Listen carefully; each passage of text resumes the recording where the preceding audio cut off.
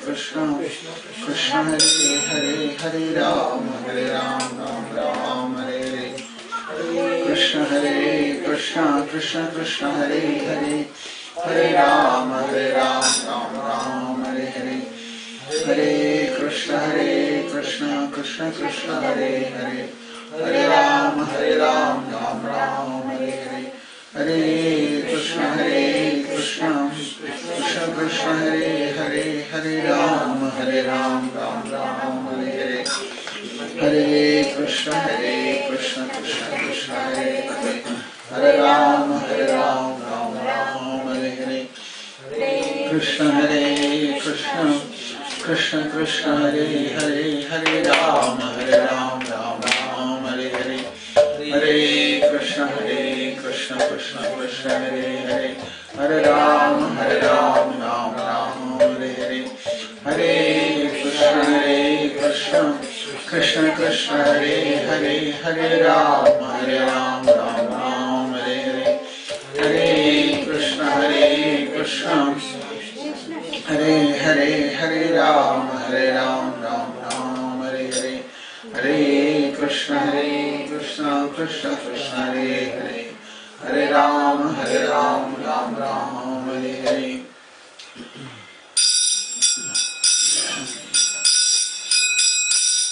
Namo Vishnupadaya Krishna Prasaya Bhutale Srimate Bhakti Vedanta Swami Niti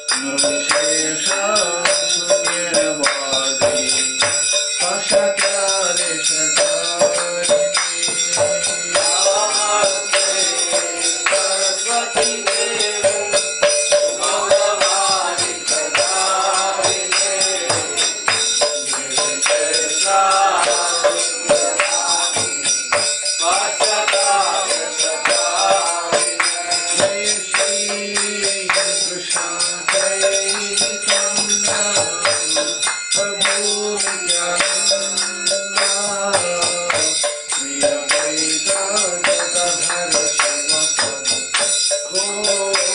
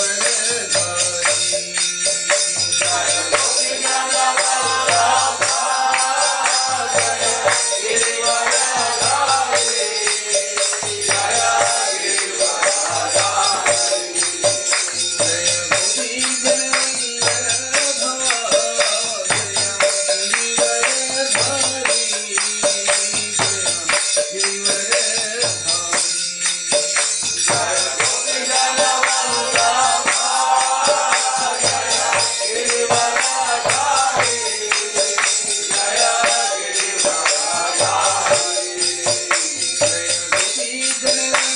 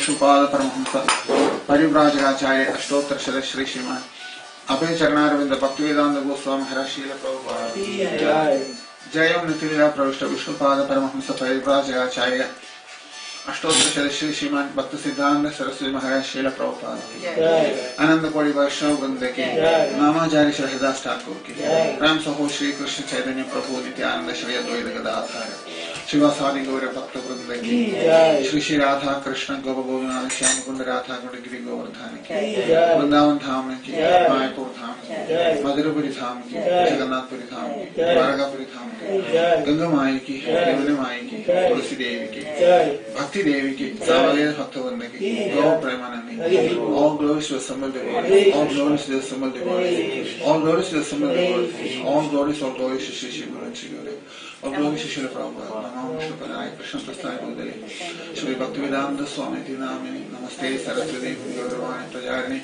Namaste Shunyavadi Pashati Deshatharini.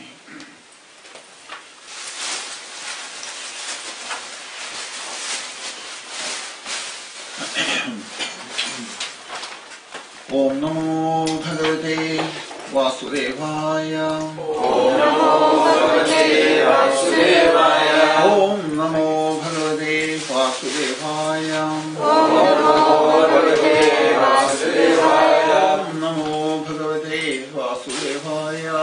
Om Namo Bhagavate Vasudevaya. Samsara Om Ajnanatimirandasya Jnanandasya चक्षुर्मिलितं तस्मै श्रीगुरवे नमः श्री चैतन्यमनोभीष्टं स्थापितं येन भूतले स्वयं रूपकदामयं ददाति स्वदानिकं वन्देऽहं श्रीगुरु श्रीयुतापदकमलं श्रीगुरुं वैष्णवंश्च श्रीरूपं सर्वगतं सकलगुणान्वितं तं सजीवम् सात्वैतं साधुतं परिजनासहितं कृष्णचैतन्यदेवं श्रीराधाकृष्णपदं श्रीशाखान्वितंश्च नमो ॐ विष्णुपदाय कृष्णप्रसादाय भूतले श्रीमते भक्तिवेदान्तस्वामिनिति नामिने नमस्ते सरस्वती गौरवाणी प्रचारिणे विशेषशून्यवादी पाश्चात्यदेशतारिणे नमो विष्णुपदाय कृष्णप्रसादाय भूतले श्रीमते भक्तिवेदान्त सरस्वती नामिने श्रीवर्षभानुदेवी हृदय कृपालये कृष्णमनोज्ञानदायिने प्रदाये नमः माधुर्योज्ज्वलत्रयानन्द श्रीकुमारगोविन्द श्री गौरगणशक्तिविग्रहाय नमोस्तुते नमस्ते भगवान् श्रीमूर्तये नारायणे कृपानुविद्यावसनान्तदानधारिणे नमो गौरकिशोराय साक्षाद्वैराग्यमूर्तये विग्रहमुद्रासमुदेवदानधारिणे नमो भक्तिविनोदाय सच्चिदानन्दनामिने शक्ति स्वरूपाय रूपानुगाय सज्जन प्रिया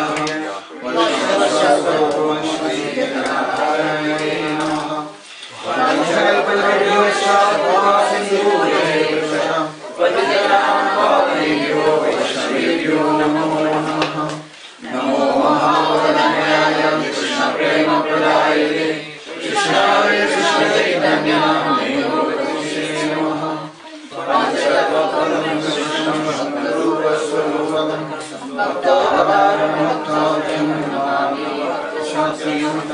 हे Krishna जगन्पते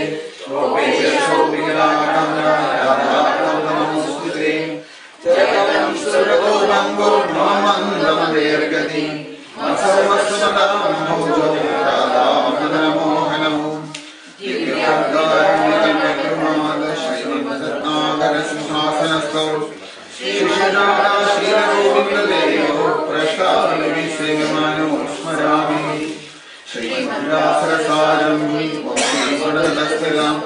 कृष्णस्वनेर्गोविदां श्रीसुना Taptanagan Gaurangi Radhe Vrindavaneshwari Vishwanusude Devi Pranamami Janapriye Shri Krishna Chaitanya Prabhu Nityananda Shri Advaita Gadadhara Shivasadi Gaura Bhakta Vrinda Hare Krishna Krishna Krishna Hare Hare Hare Rama Rama Rama Hare Hare Hare Krishna Krishna Krishna Hare Hare Hare Rama Rama Rama Hare Hare Hare Krishna Krishna Krishna Hare Hare Hare Rama Rama Rama Hare Hare.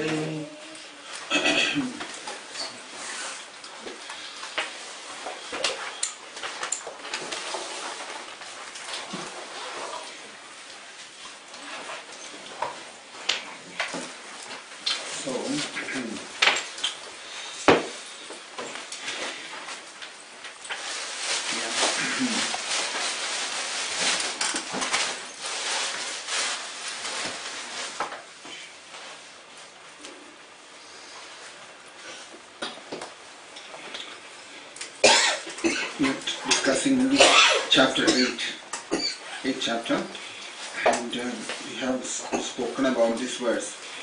Which one? The fifth one.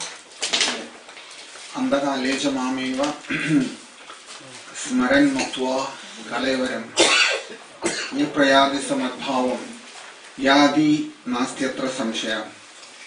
And whoever at the time of death quits his body, remembering me alone, at once attains my nature. Of this there is no doubt. Krishna is saying of my nature. That's what he's saying. This is my nature. There's no doubt about that. He says, in other words, what is Krishna's nature? Spiritual. That will be our nature then, when we leave the material body. That's what he's saying, that you will reach the spiritual nature. Mainly because sometimes we read and think certain things in our own way, we make it up, and that is always a problem. Like for example, you can see these prayers what we have recited now. The first verse is saying, Om Ajnanat Mirandasya. It means that our problem is Ajnanam. Ajnanam means avidya, ignorance in us. That is our main problem. There is no other problem. Because of avidya, we do many things, wrong things we do. We act in the wrong way, and we tendency to commit mistakes and cheating and all sorts of things due to avidya only. There is no other reasons. So sometimes you can see that one or two things which are very strongly has to be spoken against. Particularly, people generally say that in spiritual life you have to be very sincere, they say, isn't it? Always you will hear this again and again repeatedly told. But once you come to spiritual life, if there is no knowledge, you have to keep saying this. You have to be sincere, you have to be sincere. People have come to spiritual life because they are sincere, that's why they have come. There is no other reason for them to come to spiritual life. But the interesting thing is that because somehow or the other, this terminology of being sincere has come to, while talking to people, they say that you have to be sincere. Sincerity has no meaning. It is a mental thing, it is, this sincerity. Everybody is sincere to some degree or the other. Why we make this sincerity a big thing? It has no meaning. In fact, to make it very clear, in one instance, a question was asked to Prabhupada about this. Because generally these things like sincerity and all these things are mental concoctions. It has no meaning. Spiritual life, sincerity has no meaning actually. Everybody who has come to spiritual life is sincere. That's why they are there. There is no other reason to be there. So Achyutananda asked Prabhupada, if a man says, I am giving you this donation because it is a spiritual organization, but if the money is misused, does that man benefit? This was the question in 1976 in Mayapur. Achyutananda asked this question to Prabhupada. Prabhupada says, if money is misused, then both of them become implicated. If it is not used for Krishna, then both of them becomes under the laws of karma. Prabhupada's answer to that. Okay. Then Achyutananda says, but the man is sincere. Prabhupada says, well, this word sincere, there is no meaning. He's saying, there is no meaning, because these are all mental concoctions. But I keep hearing this, you have to be sincere, you have to be sincere. What does it mean, sincere means? These are all mental concoctions. There is no meaning. This man is good, this man is sincere, this man is bad, this man is this man is that. They are all mental concoctions. Only good is he who is genuinely Krishna conscious. Otherwise they are all rascals. That's what Prabhupada said at that time. So I'm saying this because often we hear this about sincerity. Somebody, they make judgment, somebody is not, I'm sincere, you are not sincere. Who got the right for me to say that to anybody? Nobody can. Ultimately, it is Krishna who is detailing everything from within. So who decides that who is sincere and who is not? It is not due to any other thing, it is due to ajnanam, avidya inside. They have not understood, whoever is saying this, that avidya works in different ways. In spiritual life, sincerity hasn't got much meaning. It is avidya or vidya, one of these, ajnanam or jnanam. If you have the knowledge, you will act properly. If you don't have the knowledge, you will act in the wrong way. There is no question of sincerity there. That's one thing. Secondly, you will also see that often we will talk about these things. Quite often you hear this, that's why I meant to say this. Offenses. This offenses is another one thing. Knowingly nobody will go and commit offenses.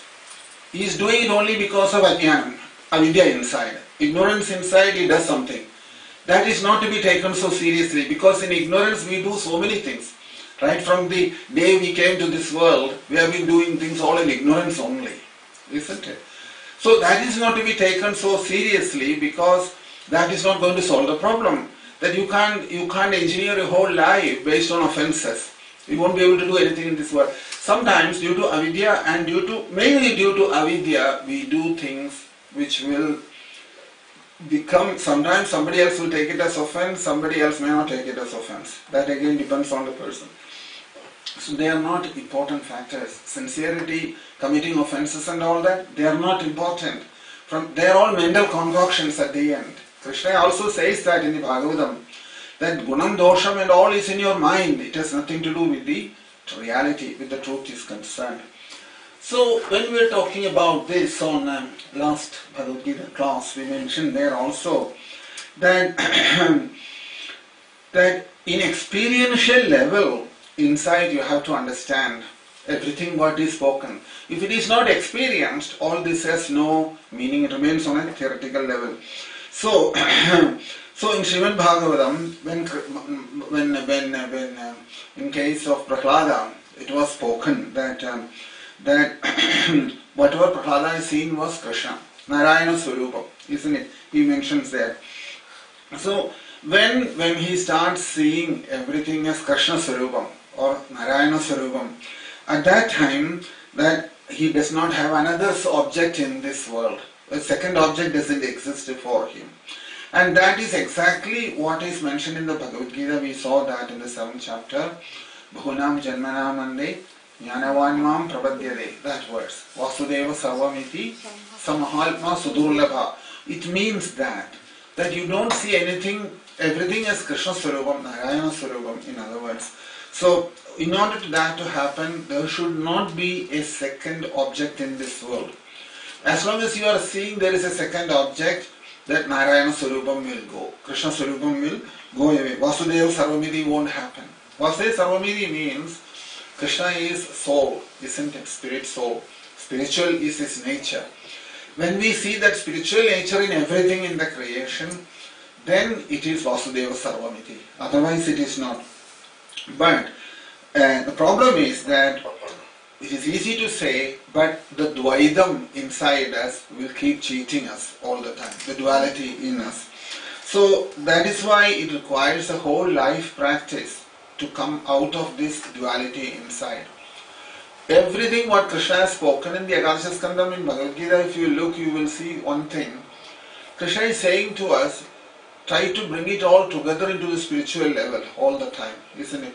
He mentions also in the Bhagavatam, Kim Bhadram, Kim Abhadram Va, Dvaidasya Vastuna Kiyal, Vajodidam Taranardam, Manasodhyadam Eva. Very open statement.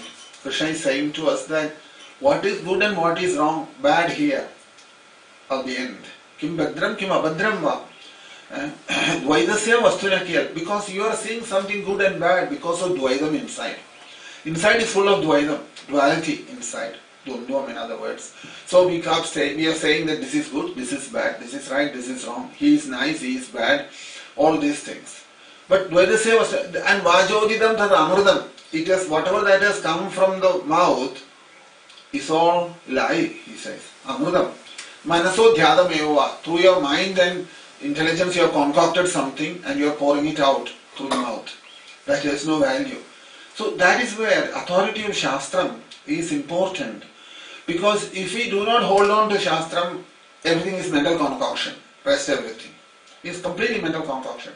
That is why even while talking to others also, we should not look into how that person will think about us, what he will, whether he will feel good or bad about us. But you have to speak what is Krishna saying there, isn't it? Otherwise it doesn't make any sense to please people to say something and then to talk about Shastram. That is no meaning.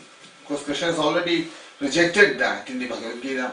He is saying that Shastram vidimulsraja vartade kamadharaka. Once you have desires inside, then you will start twisting the Shastram. You will start saying something different from the Shastram. So therefore, a stage has to come that the mind will not move under any circumstances. Whatever happens in this world, there should not any movement happen inside. You will see this in one of the Upanishads. It mentions that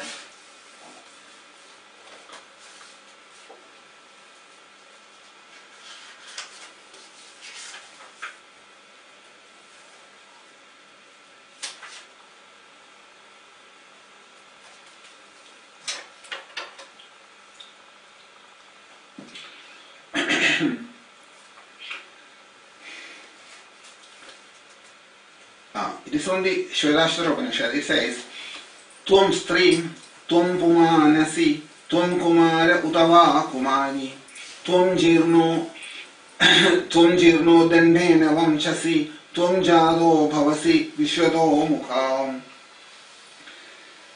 In this Upanishad, Rishi is saying to us that Tvam Stri, Tvam Pumanasi, Tvam Kumara Utava Kumari.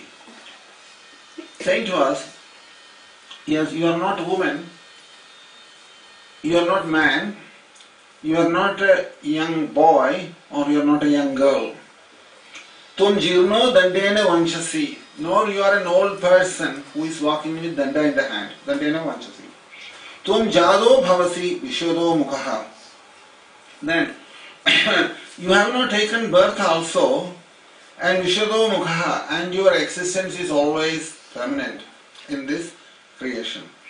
So while saying these things in the Upanishads, the Rishi is saying to us that all the names and forms, Namarupam, it is mentioned. In the Bhagavatam you will see this word very often used, Namarupam. Namarupam means name and a form. Namarupam Vihaya, it says there. So all Namarupam is Krishna Swarupam. Is also Krishna Swarupam. So, this understanding or this realization, it has to happen with everybody. It has to happen with everybody. Not only those people whom we like, but on those whom we don't like also. We have to have the same connection. Every time when we see somebody is acting which we feel is not proper, in our own calculations, if it's not proper, even if it's wrong, the way Krishna is saying, or Upanishad's Rishi is also saying to us, that try to see that Antaryami inside that person is forcing him to do it that way. If you take it that way, this will not bring a disturbance inside. Because otherwise we may have to say this all the time about many things in this world. It is a Krishna himself who is within that person. He is forcing him to do that, act in that way. Everything is like that. Now, does that mean that you shouldn't say anything about anybody, anything? No, that's not what it means. It means is that as much as possible we should journey, make that spiritual journey through the eyes of the Shastra. Otherwise it will complicate things. Move away from the Shastram and then we start doing things, then it will become very misleading and also won't get us to the realization what we want from the Upanishads and the Bhagavad Gita. Because Bhagavad Gita's message is very direct and simple that way, that Krishna expects us to be on board with him when he is telling us Bhagavad Gita. He doesn't want us to make it complicated unnecessarily. So that is why it mentions there that it is easier. Say for example, suppose you are happy with a few people, some people whom you are happy with, there is priyam towards others. It may be possibly easier to see Bhagavad Swarupam, Krishna Swarupam in that. You can recognize that Krishna is present in there and therefore the priyam is coming from inside towards Krishna there. But sometimes you find it very difficult with whom you have dvesham. Dvesham means hate or anger. To see Bhagavad Swarupam is a bit difficult. It's very, very difficult. So therefore, Brahmajit Brahma Bhuvanam Brahma Bhuta Paraha Paratmaha Brahmanam Brahma Shatruhu Brahma Mitra Bandavaha. Yoga Vasishtam says that everything you have to see it as a Brahman, but you should not discriminate that this is my friend, this is my enemy. If that comes, it is very difficult. What does it mean to see Krishna Swarupam or Bhagavad Swarupam, everything? It means that, does it mean that whomever I don't like, or like means due to my own vasanas inside, that I go to him tomorrow and says to him that I should make friendship with him and try to tell him that, look, I don't hate you anymore, from now on we are friends and all that. No, that's not what it means. Because what it means is that means that whatever that is creating any movement inside us, if it is creating a movement inside or any emotions inside, see that as Atma Swarupam. That means, where is this emotion coming from? It's coming from the soul, isn't it? Atma Swarupam it is. Atma Swarupam. That means, to take that it is also coming from the same source. A love or the hate also is coming from the same source. When do they get the same feeling that's coming from inside, towards a person? When we are projecting on someone, what will happen at that time is that it mixed with our vasanas inside, and accordingly we will react with that situation. But we don't realize it that it's also coming from the same source inside. So you can see the problem. Sometimes attachment is more problematic than aversion. Isn't it? Attachment is more problematic than aversion. So suppose you don't like somebody, you can go away from here, avoid him, and that way you may be able to forget that person. You may be able to forget that person. If it is not very intense, the hate inside, it's not very intense. But if you are attached to someone very intensely, then the thoughts will keep coming back inside the mind all the time. They will keep coming back, and you won't see them as Krishna. You won't see them as Krishna. So, it is difficult when you have this intense attachment to somebody to see them as Krishna, because that name and form will come inside and start influencing us very strongly from inside. So, due to knowledge, Krishna is saying, due to knowledge, you should go back to that yoga state. You should go back to that yoga state. So, just like if I am seeing few people here, but I have to make sure that that impact should not happen inside me. Impact should not happen inside me. What is the way for that? There is only one way, that I have to break through your body and see inside that person. Inside that person. Normally we will go by the name and form, isn't it? Namarupam. Namarupam is what will straightway react with us. But therefore Krishna is saying that you have to break through that body and go inside, just like we do take X-rays or MRI You take it to see the inside of a person, isn't it? In the same way. So every body you have to break through and go inside, and or like a fruit, you peel off the skin and start eating the fruit in the same way. So you have to whenever you see a person, the body is that skin. You have to throw that body away from that person and able to take that person inside, who is inside there. That means that soul inside. And just like the examples given, all the jewelry is made of gold, isn't it? So, similarly, the same five material elements is mixed up and different forms are made: earth, water, air, ether and fire. So outside body should not be taken seriously. Outside appearance of a person. Outside appearance, name, the form. Namam Rupam. Namarupam should not be taken seriously at all. And essentially we have to know, just like gold is an ingredient for all different kinds of things like chain, the bangles, the necklace and anklets and the belt and so many other things you make with the gold, but essentially the material is gold in everything. Similarly, that vastu is the same vastu in everything. In every person, always we have to think like that. The vastu is the same in everybody inside. External appearance and external form has no meaning. Only then the Dvaidam will go from inside. If you hold on to Namarupam, there will be problem. It will never come out from there. Namarupam will cause this problem always. So that's why it's mentioned. So, in order that whomever person we see or whatever vastu we see, that not to have the impact of the acceptance of that person inside us, if you follow this approach, that the example given like this, to know that all material elements is only the body for everybody, but inside the person is more important. If you start developing that understanding, instead of the Namarupam, name and form, then we can escape from this problem. Otherwise it's not possible. So, you can see this in the life of all the great Mahatmas,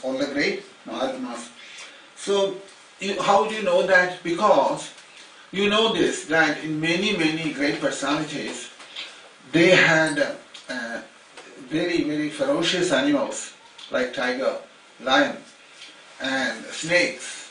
All of them, they seems to be peaceful in their presence. Is it not?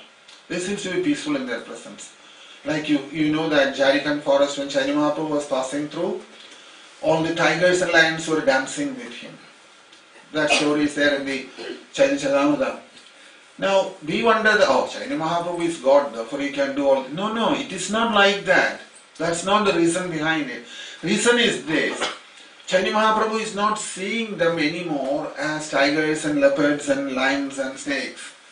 He is not seeing the Namarupam anymore. That Namarupam has gone from inside. So therefore, Chaitanya Mahaprabhu is not too worried about it, because he is only seeing Krishna Swarupam is there inside. That living in it. When that happens, when we look at somebody in that way, that person's reaction to us will also be in the same way.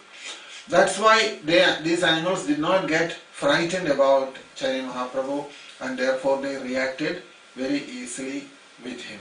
This is in the history of so many people. You will see this happened. Many people. It has happened like that. Because of the spiritual realization inside. Namarupam has gone from them. Once the Namarupam goes, then you will see the person properly. In other words, you are seeing that person in the proper way. Up to that time, you are seeing only the Namarupam, nothing else. You are not seeing the soul inside. So, realizing that the soul is present inside, that then this and the Namarupam will disappear at that time. Ramana Maharshi's case also, it was very well known that many two lion cubs, they used to come and sit with him in the sofa set. He had a sofa set and they used to sit next to each other on either side, and he used to pat them all day. Snakes used to come and he will tell them go, they'll go away. These things do happen. This is not an unusual thing, because due to jnanam, realization inside, they have gone that high that Namarupam is not anymore disturbing them. That's why when Chaitanya Mahaprabhu, you notice that when he was dancing in ecstasy, or at that time sometimes he felt unconscious. Normally you are always conscious of others around you, isn't it? But he was not. He was not conscious of anyone who was present. Sometimes he fell because Namarupam has completely gone away from inside. In the Bhagavatam you will see this in many places. Namarupam Vihaya, it says. Namarupam Vihaya. Shobrahmashi mentions this in the Bhagavatam. So they are not seeing lion or tiger or cheetah or anything like that anymore. They are just not seeing that. Because their jnana drishti.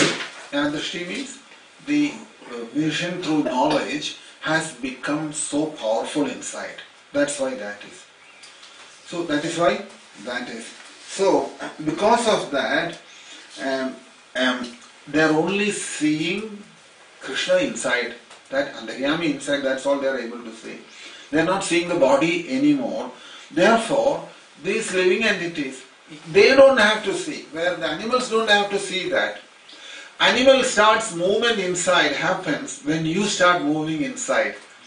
When in our mind a fear or any kind of, not necessarily either fear or any kind of movement happens inside us, immediately there the movement will happen. The animals will also move. So, and if you are not seeing their body anymore, they will be in a peaceful state. They will be in a peaceful state. So, actually, more powerful is the person, not the person who is seeing, but the person whom you are seeing. The power is more affecting him than yourself. In the sense that even the scientists are now saying that in the nuclear science they used to say that they always used to say like this, that whatever you are observing, in the science it is like that, isn't it? What you observe, that is taken very seriously. But now they are saying observer is affecting the observed. The observer is also affecting the observed. Scientists are also now talking about it. The rishis have found all this out long ago. They knew this. That there is an impact on the observer when he is seeing something. The observed object gets affected by that. This understanding.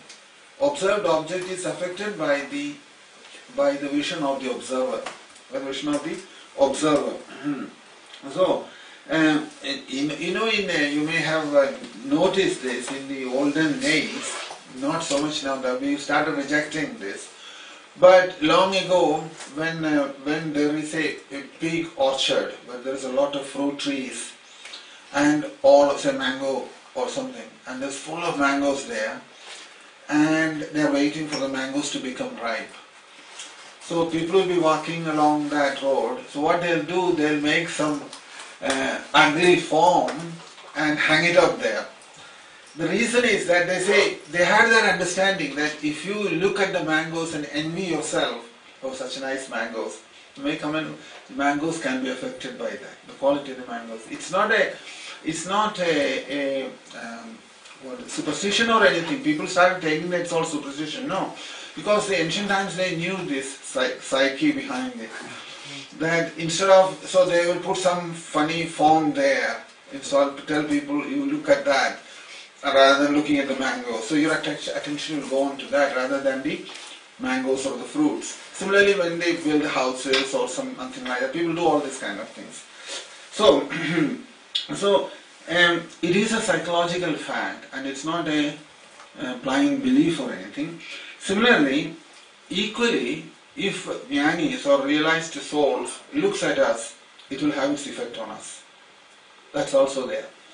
If somehow or the other their attention falls on you, and by their very look itself, it will change inside.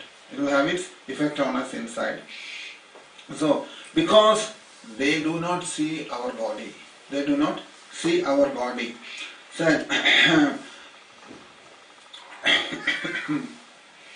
there is a story about one Chit Bhavananda. He talks about that. He mentions that he went to see his master, and he says that he paid his respects to him, with folded hands, he fell down and paid his respects to him.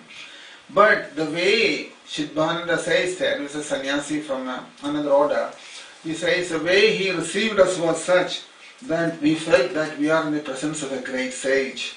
In the presence of a great sage. And as soon as they got there, he says, we start experiencing an unusual happiness and peace inside. And peace inside. These things must happen, otherwise it's not spiritual anymore. It's not spiritual anymore. So here you can see that they started experiencing, they give a definition that he says at that point, Chidbhananda says like this, only then I started realizing what Adhyalpa Jnanam means, what spiritual knowledge means. I started realizing it, he said, in the presence of that his great master, when he sat there. The master's presence was sufficient. It brought him a great happiness and peace inside. He says, I started realizing what spiritual knowledge means. Spiritual knowledge means, he says. So, when they receive somebody, they are not just accepting a guest. On the other hand, when they look at us, what actually happens is, Krishna who is within us, they wake them up. They wake up that person. And when they look at us, and at the same time in their inside, they are also seeing only Krishna's presence inside us. And that time, Krishna who is inside us, who is sleeping, he wakes up.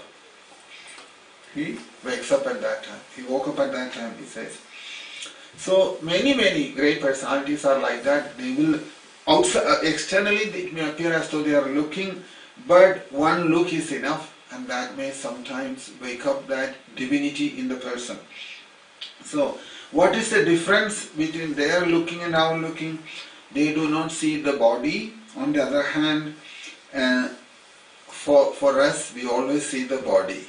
We don't recognize any time Krishna's presence inside, isn't it? So this is a great austerity for us. Austerity means, we think normally austerity means not eating or standing in one leg and performing penances and all that, isn't it? But with all those austerities, you won't realize Brahman. Self-realization won't happen by those austerities. It won't happen. So, more important than that is this austerity. To allocate that, to separate Namarupam from a person and to start seeing, recognizing Krishna always inside a person. That is what he told Uddhava also, isn't it? In the Bhagavatam, you know what Krishna said to Uddhava at the end. He said that Uddhava, whatever it may be, praname dandavad bhumau asha chandala bhogaram. He says there, isn't it? In the Bhagavatam, Krishna, Visarjas mayamanansan drisham vridanja dehihi. Very beautiful verse. And so directly spoken to Uddhava. Visarjas mayamanan drisham vridanja dehigim. Praname dandavad bhumam ashva chandala bhogaram. He's saying. Uddhava, Krishna, this is the last instruction. He says, Visarjas mayamanan drisham vridanja dehigim. Don't keep seeing, looking at people through the body. Move away from that. And then pay your obeisances. Then what happened is, whatever you had, whatever movement inside has happened in the mind, that will settle down there. It won't wake up again and cause problems. Visarjas samayamanan swan drisham vridamja dehigim. Praname dandavad bhumau ashva chandala bhogaram. Krishna is saying to Uddhava. So that was spoken in that verse 28, I think, when he's talking about the Paramasatyam, absolute truth. That's what it's here. So he says there like that, isn't it? So why does he say that? Because this is the same principle. Namarupam vihaya. Give up the namam, give up the rupam. Namam rupam has no meaning in self-realization. Namarupam must go from inside.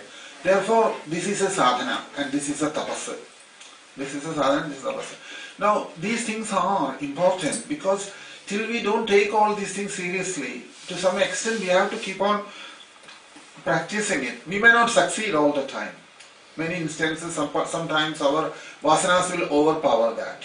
We may not be able to do it all the time. But as much as possible, if you take it and practice it, you will see that it does make a difference in life.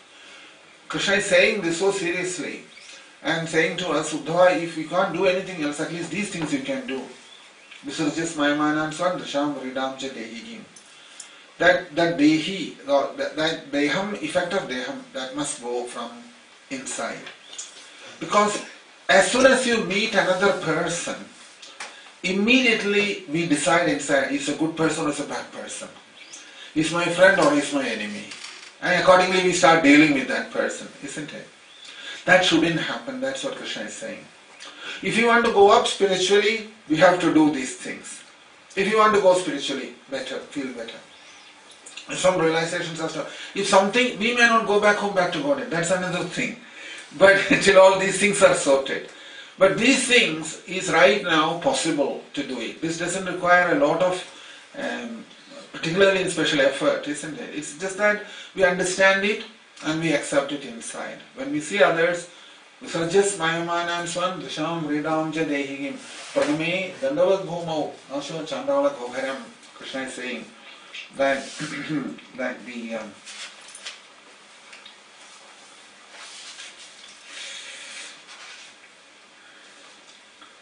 29:16.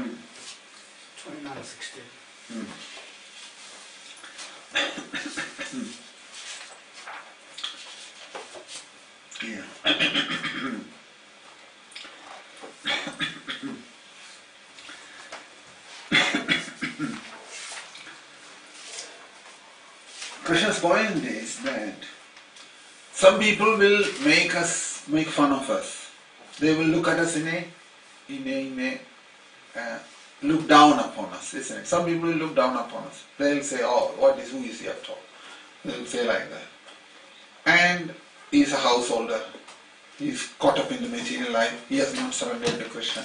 All kinds of things people will make up in their own way. So that problem is there.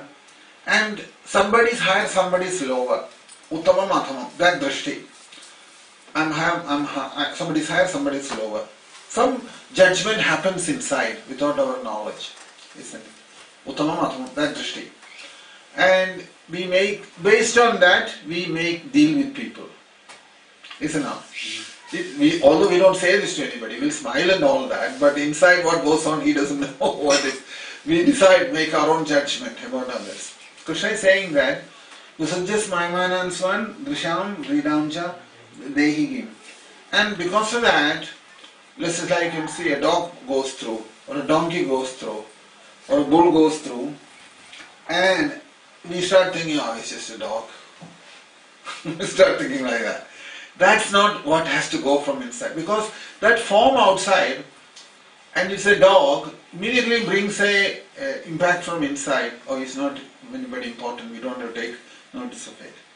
Krishna is saying, so long as you're looking at the form of anything and the name of that particular object, then you are in trouble.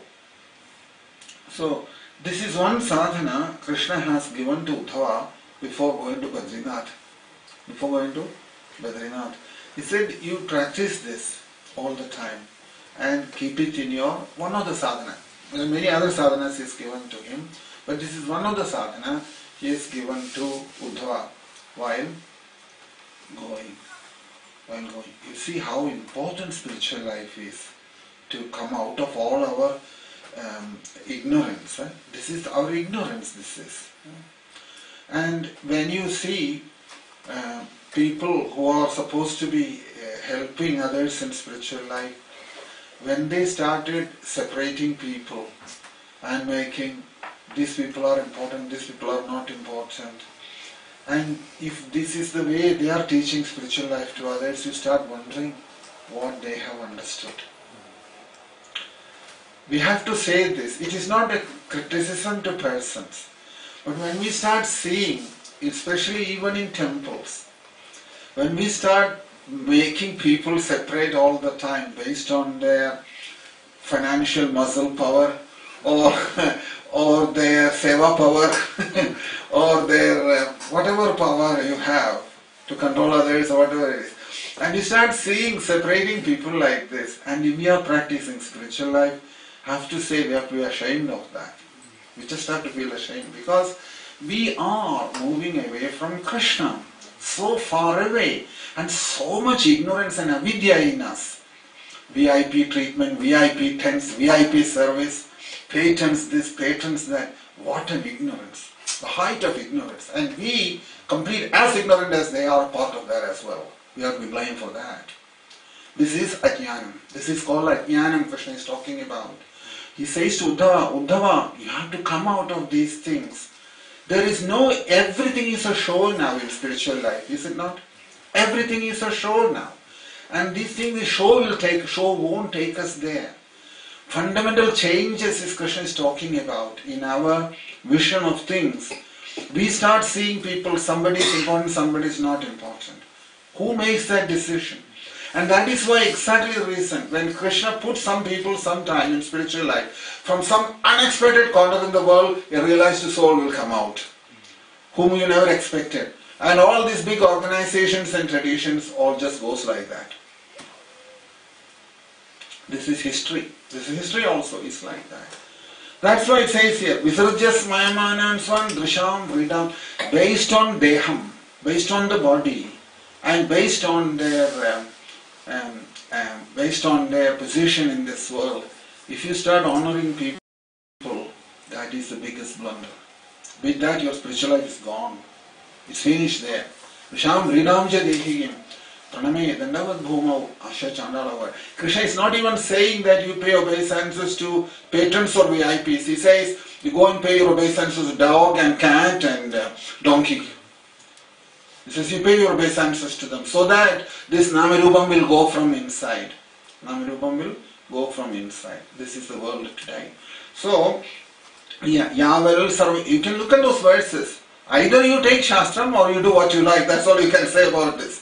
Krishna is saying, Yaval sarveshu bhuteshu madbhavo nopajayate tavadevo pasidam vamanakaya vuttibhi. He says, Yaval sarveshu bhuteshu, in all living entities, till you do not madbhavo nopajayate, till you do not see me there, till that time, tavadevo pasidam vamanakaya vuttibhi. That you have to, till you get that point, till you start seeing that Krishna is present in everyone, up to that time, Tavadeva Upasidam Vamana Kaya Vrittibhi. That all he is doing, he has to do is, through his words, through his mind, through his activities, that he has to continue this process, till you get that. In another instance, in the third canto, Krishna puts it a little bit more strongly, he says that. Because it is Uddhava, he didn't speak so strongly. But when Kapila Vasudeva and Devahudi was there, Kapila Maharshi told Devahudi, he said, Maitreya Abhinena Chakshusha. If you have that division between people, he mentions there that actually they are insulting me, he says. That's how he puts it. Krishna says, they are insulting me. I am sitting in them and they are insulting me and they are making the difference. He is right and he is wrong, he is good and he is bad. That's Krishna's important question. You'll see that in the third canto. I think it is in the it's a very interesting verses they are, because they opens up our Ajnanam very well and exposes us. Yeah, if you look into the verse 27, so 28, 42 and 27, yeah? Just a minute. That is one. Sarvabhudeshu Jalpanam, Sarvabhudani Jalpani. So many places you will see the same thing repeated again and again. As and when Shiva Brahmarshi gets an opportunity, he puts it in. He mentions there also, just 1 second. There he says in the verse 42, if you look into chapter 28, 328, 42. Sarvabhudeshu Chalpanam, Sarvabhudani Chalpani, Irshade Ananya Bhavena, Bhudeshu Ivatadalpadam, he says. He says, Sarvabhudeshu Chalpanam, Sarvabhudeshu, Sarvabhudani Chalpani, Irshade Ananya Bhavena, Bhudeshu Ivatadalpadam. You can read that verse also. That's also same thing. There is another verse he mentions there. that is in relationship with the mention. He says there that 25. And that is when he was talking about deity worship, he mentions that. He says this is so-called deity worship, he says, without recognizing me in anyone, you're actually insulting me with your deities, he says. That is in the just check that a second.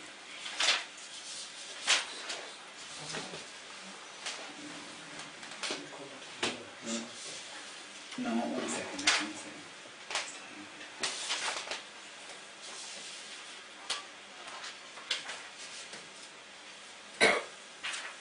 Hmm.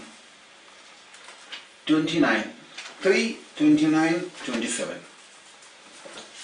3, 29, 27.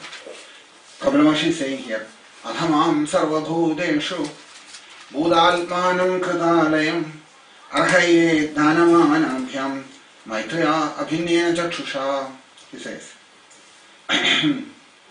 Yeah, and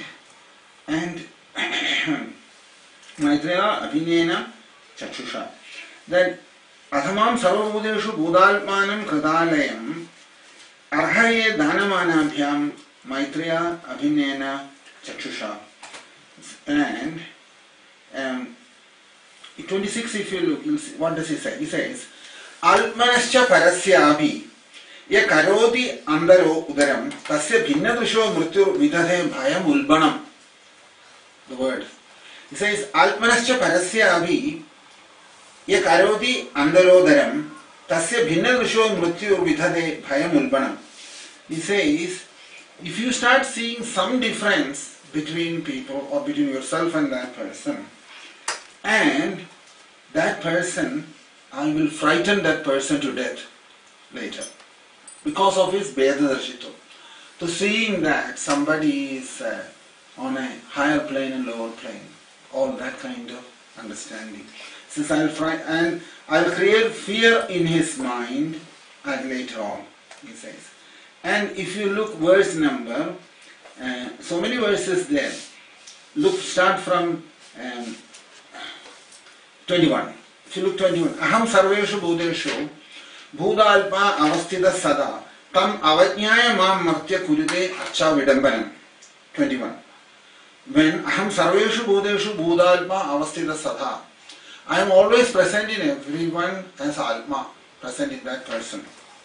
And he ignores me. Tam avajñāya mam martya. And then what does he do? He goes and does deity worship. Kurade archa vidambanam, he says. He says what he is doing there, according to Krishna is concerned, that he is actually not understood me properly. He is not understood me. That's number 21. And then 22 he says, Yomam sarveshu bhuteshu sandam almanam ishwaram hitvama bhajare maudhya basma anyeva jhotisa. So, when you start hating others, you are hating somebody means you are hating Krishna in that person. And who is on the identification with the body, and you are seeing difference within the Vedadarshitva. Vedadarshitva means that you are feeling a difference between one person to another. Veda, seeing Veda, difference in one to another. And then he has got also inside hate.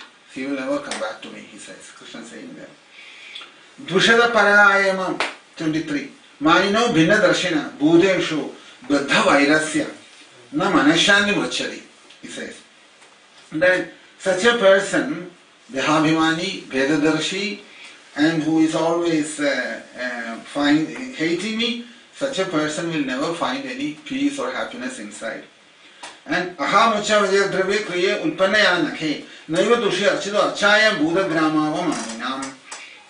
So, even if he does his best deity worship, because he is like that inside, I will never be pleased with his deity worship, he says there, like that. And so So all those verses, you can see from verse 21 onwards, right up to 27, 7 verses, Krishna is talking about the same thing, of seeing this important sadhana. What he mentions to Uddhava also, that is to not to make any, in order that inside that Shanti has to come, this realization is a must. There is no escape from that. This can be practiced now. This doesn't have to happen till death. It's not, spiritual life is not just going back to Godhead. Before that, there is a lot of things to do prior to going from that. We made it so mechanical process, the whole thing. That's why it is like that. So, anyway, so this is example of the realized persons who have advanced in spiritual life, never to show any disrespect to any living entity. All of them, Krishna is present inside. That recognition is what Krishna likes them.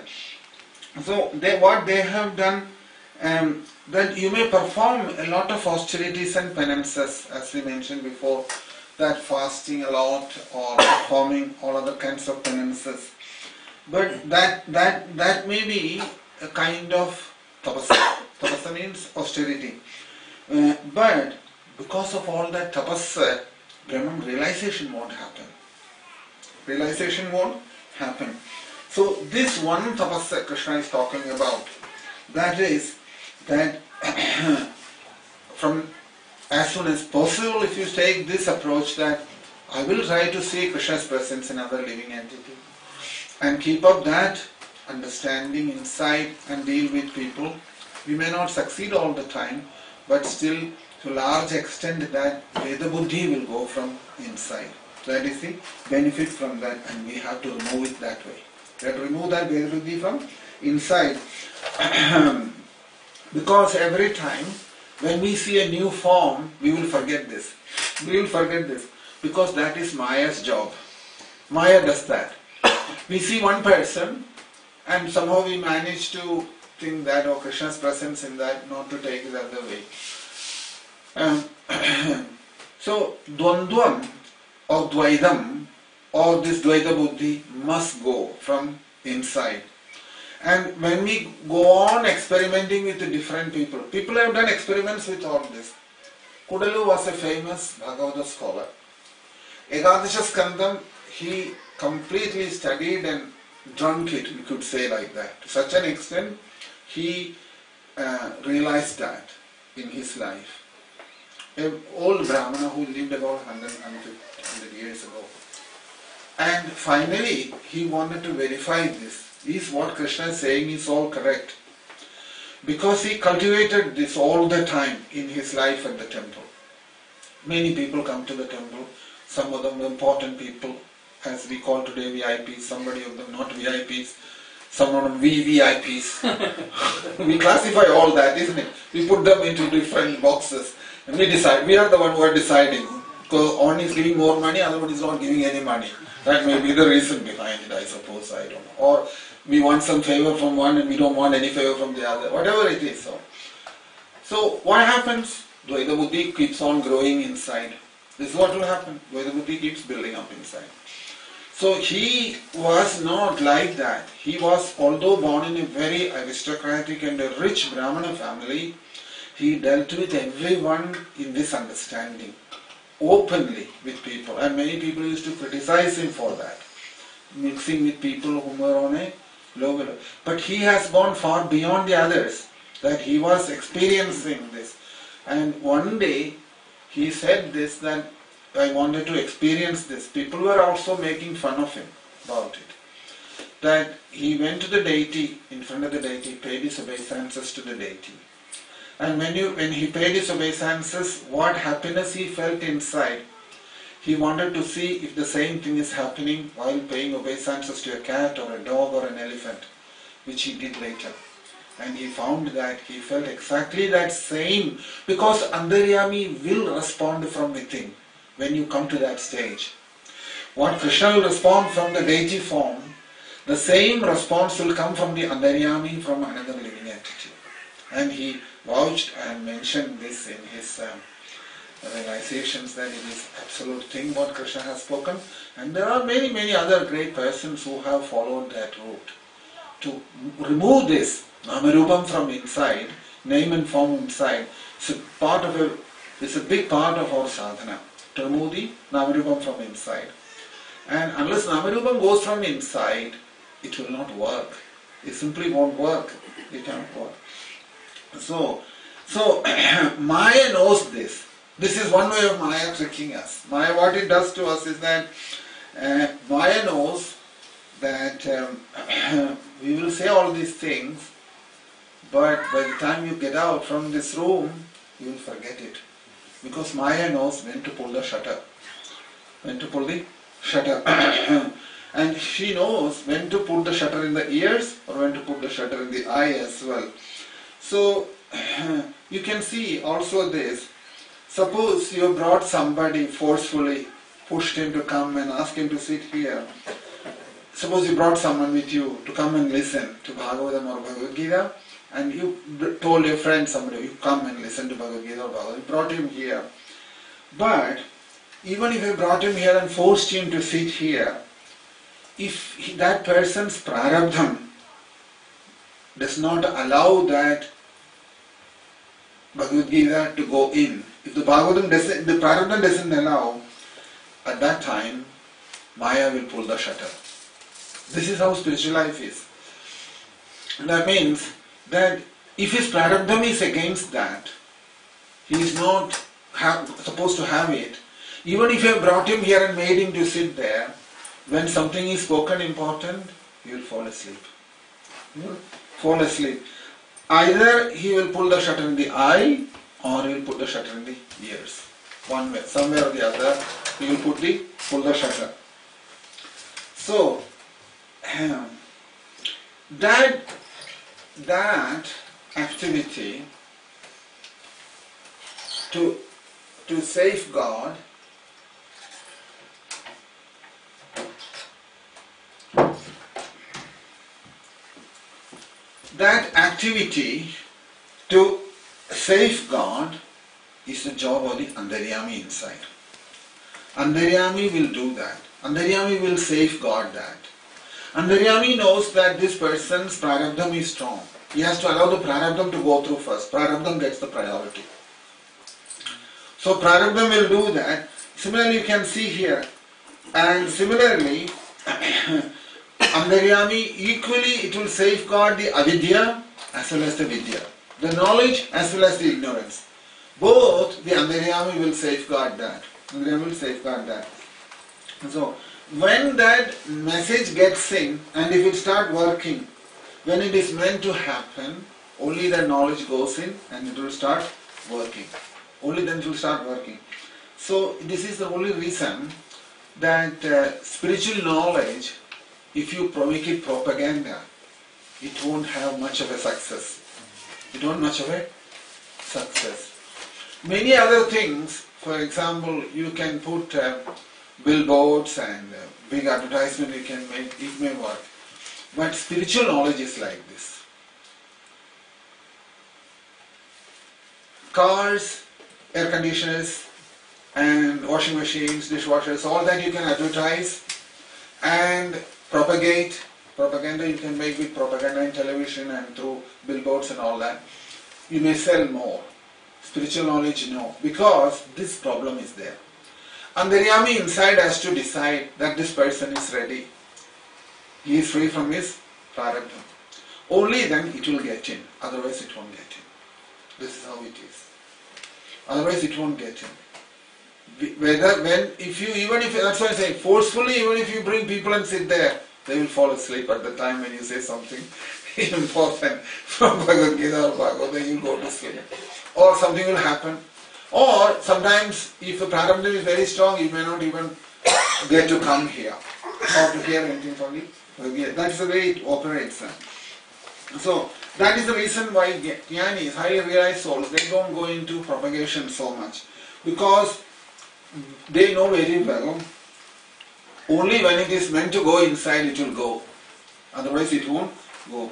So, and if they are meant to happen, from somewhere it will come and fall into the ear. So, otherwise if we invite some 10,000 people and make propaganda of that, still what will happen is, just like a safe at home, its steel door, similarly that steel door inside will close so that nothing will get inside. So it will not get inside. You can teach people anything, Bhagavad Gita, Srimad Bhagavatam, or Upanishads, Viveka Chudamani, anything you can teach people, but they will hear that and they may repeat it like a tape recorder. Repeat it like a tape recorder. But nothing will go from the head to the heart. Nothing will go from the head to the heart. And why? Because that person inside here, he'll make sure that it doesn't come down. He'll stay in the head itself. So, because if it comes inside, his prarabdham will not happen. Prarabdham will not happen. So, prarabdham will not happen. So, you can see this. Krishna instructed Arjuna, Bhagavad Gita, isn't it? And then Krishna deliberately put the shutter for a while in Arjuna. After Mahabharata war was over, Krishna pulled the shutter, that knowledge, not to work through Arjuna. So eventually he opened it up again. How is that? That you will see in the Bhagavatam, if you look, that after Krishna's departure, Arjuna was traveling from Dwaraka to Hastinapur. On the way, the cowherd boys came and attacked Arjuna. Arjuna couldn't fight with them. He lost it. And they took all Krishna's queens away and they went away from there. Krishna got to Hastinapur.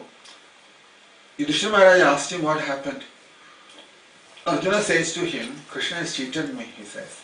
He has left without telling me, and he has left, and now I'm in trouble. How am I in trouble? He says to Yudhishthira, that all this time I was thinking that I had some special power, but now I started realizing it was not my power, it was Krishna's power that was happening through me during the war, and now I think he has withdrawn that from me, he says. Because he couldn't even fight with the cowherd boys, or to talk about the fighting in the battlefield. So Arjuna says there that something has happened, that he has withdrawn everything from me, now I'm completely lost, he says. So at that time, he goes and sits alone, and then he started thinking what Krishna has told me in the battlefield. If you look into the first canto, he mentions this. He says there, if you look into the 15th chapter, that is what is known as Mahaprasthana. Mahaprasthana means Pandavas leaving the world, going back to the spiritual world, they are turning back. So one after the other, they all walked out from home. They told Parikshit, now you manage the kingdom, we are going, they said. So while going, if you look into the verse number 30, in verse chapter 15, 1:15:30, there Arjuna is saying, Arjuna mentioned about all what happened to him, to Yudhishthira. And Sudha Goswami mentions there that Arjuna was in a very desperate state after Krishna left. And he says that he sat down, and then verse 30 if you read, Geetam Bhagavadajnanam Satal Sankramam Urdhani Kalam Karmam Tamo Yuddham Punarad Jagamadvibhu. Geetam Bhagavadajnanam Yatal Sankramam Urdhani. Arjuna remembered what Bhagavad Gita. What is Bhagavad Gita? Jnanam. Knowledge it is. Geetam Bhagavada Jnanam. Bhagavad Gita Jnanam. That came to Arjuna's mind. Arjuna started thinking about it, and this was stopped in not coming in Arjuna's thoughts. Knowledge was there, but in practice it wasn't happening in Arjuna. It was stopped by, he says, Kalam, Karmam, Tamo, Ruddham. Time, space, Kalam, time, Karmam, Tamo, Ruddham, Tapasa. All three things. Tamoguna also. These three things are stopped from that knowledge having any impact on Arjuna. Although he heard it from Krishna directly in the battlefield, when he wanted that knowledge, it didn't happen. That's when you need it, isn't it? When you are in serious trouble in life, that's when spiritual knowledge should come to your help. Spiritual understanding, proper understanding should come to your help.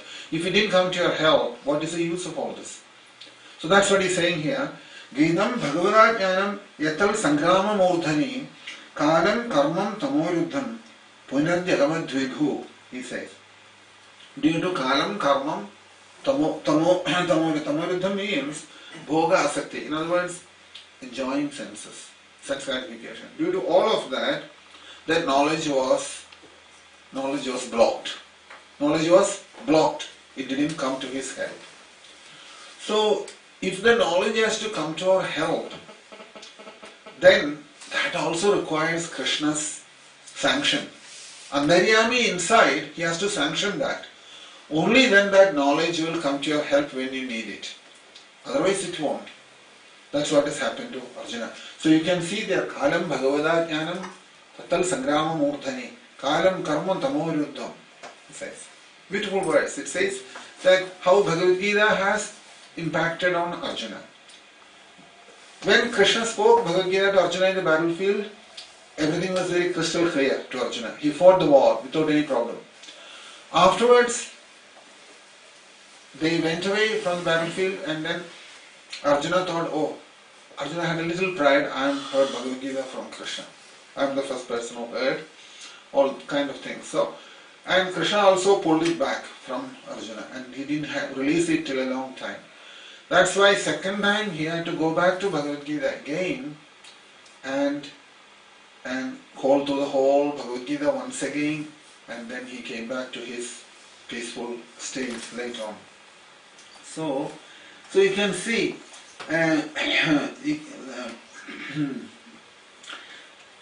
so when Krishna releases it, it will come. Otherwise it won't happen. And Krishna is not very particular that everybody should take it and realize it. That's also not going to happen. Some people, you can see that they will get affected by body or the mind or sleep or whatever. It will come and affect them. And some people, if you look, they will see that they haven't got it also. That also you can locate it at the same. So, whatever it may be, whether it has gone inside or not, it will only go when it is meant to go. It's also good to know that. It will only go when it is meant to go. Something else will come and stop it otherwise. There is a time for that, only then it will enter inside. So, even though it is like that, the understanding, for example, we studied Bhagavad Gita, and you can only say you understood, but you realized Bhagavad Gita when this realization comes. Which one? What we talked about now. That Visrajasmayamanan Swan, the Sham Ridam Jadi Higim, Praname Dandavad Bhumam, Ashwa Chandalagho Haram. That stage, if that realization comes, then you can say that the message is gone in. If that has not happened, then that means it is still remaining here, it's not going down. And the Antaryami is blocking it inside. That's what is happening. So, for example, we mentioned there that that stage has to come. That it is only Krishna who is in all the living entities. Whether you see your children or grandchildren, or if you see a wife or wife sees the husband, whatever it may be, that Krishna's presence inside, we should be able to realize it at some stage. That means separately from Krishna, you should not see that person as a truth. That is important. That means once that vision comes, that means that there is no another truth outside Krishna. Krishna is present in all the body, isn't it? Every body. If you keep on working on it, you will notice that there is no another truth outside Krishna. At the moment for us now, there is so many truth in this world for us. But that has to go. The only truth is Krishna, and that Krishna is present in everybody. And separated from Krishna, there should not be another truth existing. That is Dvandva. If that happens, it is Dvandva. So that is why it is mentioned here. So what was the problem here? That in Bharata Maharaj's case, Bharata's case, you see what happened? If you do not see separated from Krishna another truth, then you won't fall like the way Bharata Maharaj has fallen. You know that, don't you? Bharata Maharaj fell down. What was that falling? He started seeing that was his problem. Problem was that in his meditations he was fixed on the truth. He was fixed on the truth. But when he saw the deer, he saw another truth, separately from the truth what he was meditating upon. You see the point? That another living entity, when he thought in himself, this deer I have to look after. Who else will look after? That means he has recognized the existence of another truth separated from Krishna. Inside it was all perfect. He was doing perfectly well. That he accepted the truth, performed all his sandhyavandanam, everything properly. But suddenly in his thoughts this separated existence of the deer has come. He could not see it is same Krishna who is inside the deer also. That vision didn't happen, he fell. Immediately he fell. Isn't it?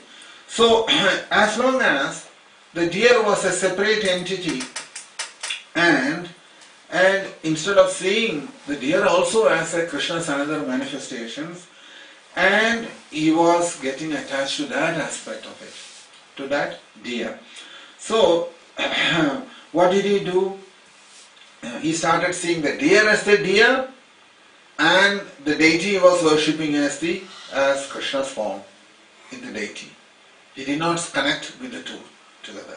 He couldn't connect both. Otherwise, what is the use of this deity worship? We go to the temple, do the deity worship, and outside everything is separate for us. All different, everything is different. That's no use. So this Bharata Maharaj story is a very interesting story for this reason, that when you start seeing a separate existence of any other form, name or form in this world, separately from Krishna, then you will fall at the end. Because that form will come inside at the time of death, and it will pull you down. It will pull you down. Gone. With that gone. That's why when Krishna is saying that verse, which one? Andakale jamameva smaranti tva kalebharam yaprayadi samal bhavam yadi nastyatra samshayaha. It is a sadhana in life, throughout life to follow, and to make that as a perfection in life. If this does not happen, there is no chance of going back. It is as straight as that. If you allow any other Namarubam to come back inside us at the time of death, like Bharata Maharaj did, we will also fall. There is no question. The chances are that that's what's likely to happen, more than anything else. So you can imagine how difficult it is. And this is why that verse is important. You have to really understand that verse, what is pointing at. The verse is telling us that Andakaleja mameva smarantitva kalebharam yaprayadi samalbhavam yadinastyatra samshaya. In Bharata Maharaj's case, just a little bit of, temporarily, or for a temporary time, a little bit of that influence came from the deer. And for a short period of time, he gone away from the realization what he had and fell into this form and name of the deer. That's what has happened, isn't it? Name and form, again. Namarubam has pulled him down. And when Namarubam pulled him down, he fell. So frightened about Namarubam was Jadabharata in the next life, you can see. You remember how careful he was in the next life, Jadabharata. Why was he careful about Namarubam? Namarubam he was careful about. How was he careful about Namarubam? He realized that I will not make the same mistake what happened in the last birth. What happened in the last birth? This is a story which requires a lot of deep introspection. Because through that one story, Krishna is going to tell us, Srila Brahmarshi is also telling us, that if you don't make this a success in life, and if Jadavarana can fall, what chance has we got? That question is there in that. Back home, back to Godhead is not 4 words, huh? Back home, back to Godhead is easy to say like that, but when you see the subtlety of Bhagavad Gita's depth of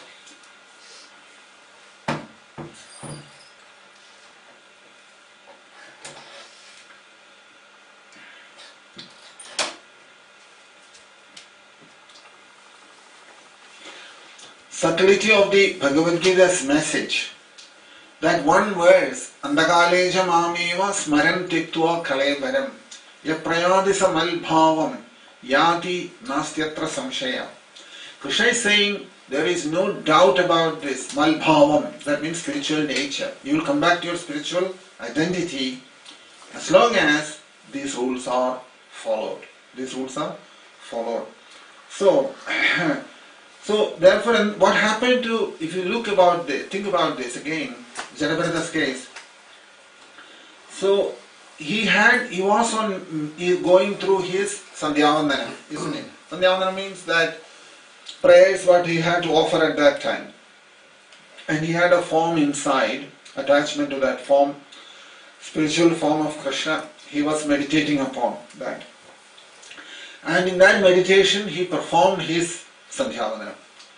But at the time of death, what happened?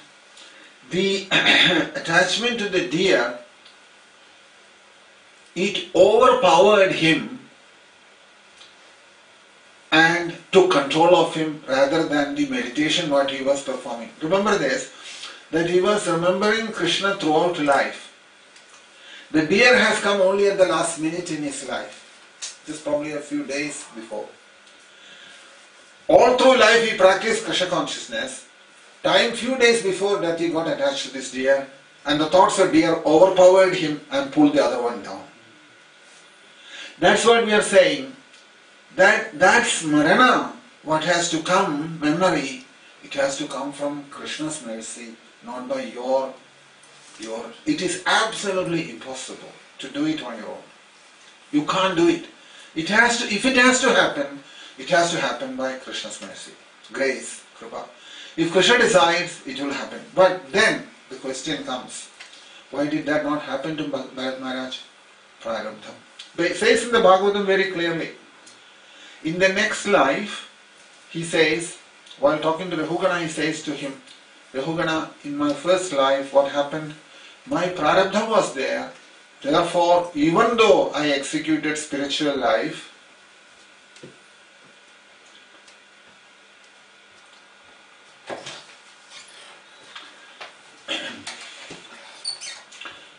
he is saying, this has happened. And I can only say, he says, he doesn't know what it is, I had some prarabdha. So this is the best proof for that. That's why you may listen, but if it has to happen, inside sanctioning required. Antaryami's approval is required. Otherwise it won't happen. This is the proof of that. This is the proof of that. Bhagavatam is a very, very amazing text in these things. Because what Krishna is saying in the Bhagavad Gita, examples in the Bhagavatam to prove that to us. So, therefore, because of this, what did Krishna do? As soon as he appeared in this world, what did he do? That he told Vasudeva and Devi one thing very straight away. What did he say to him?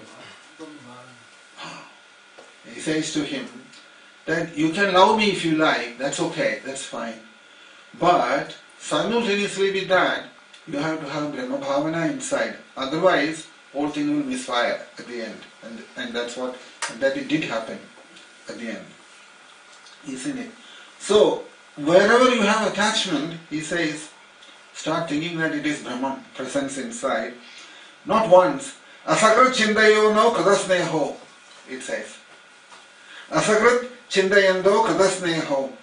That, for example, you can see this in the Bhagavatam, how Krishna puts it is to Vasudeva and Devaki. He says to him that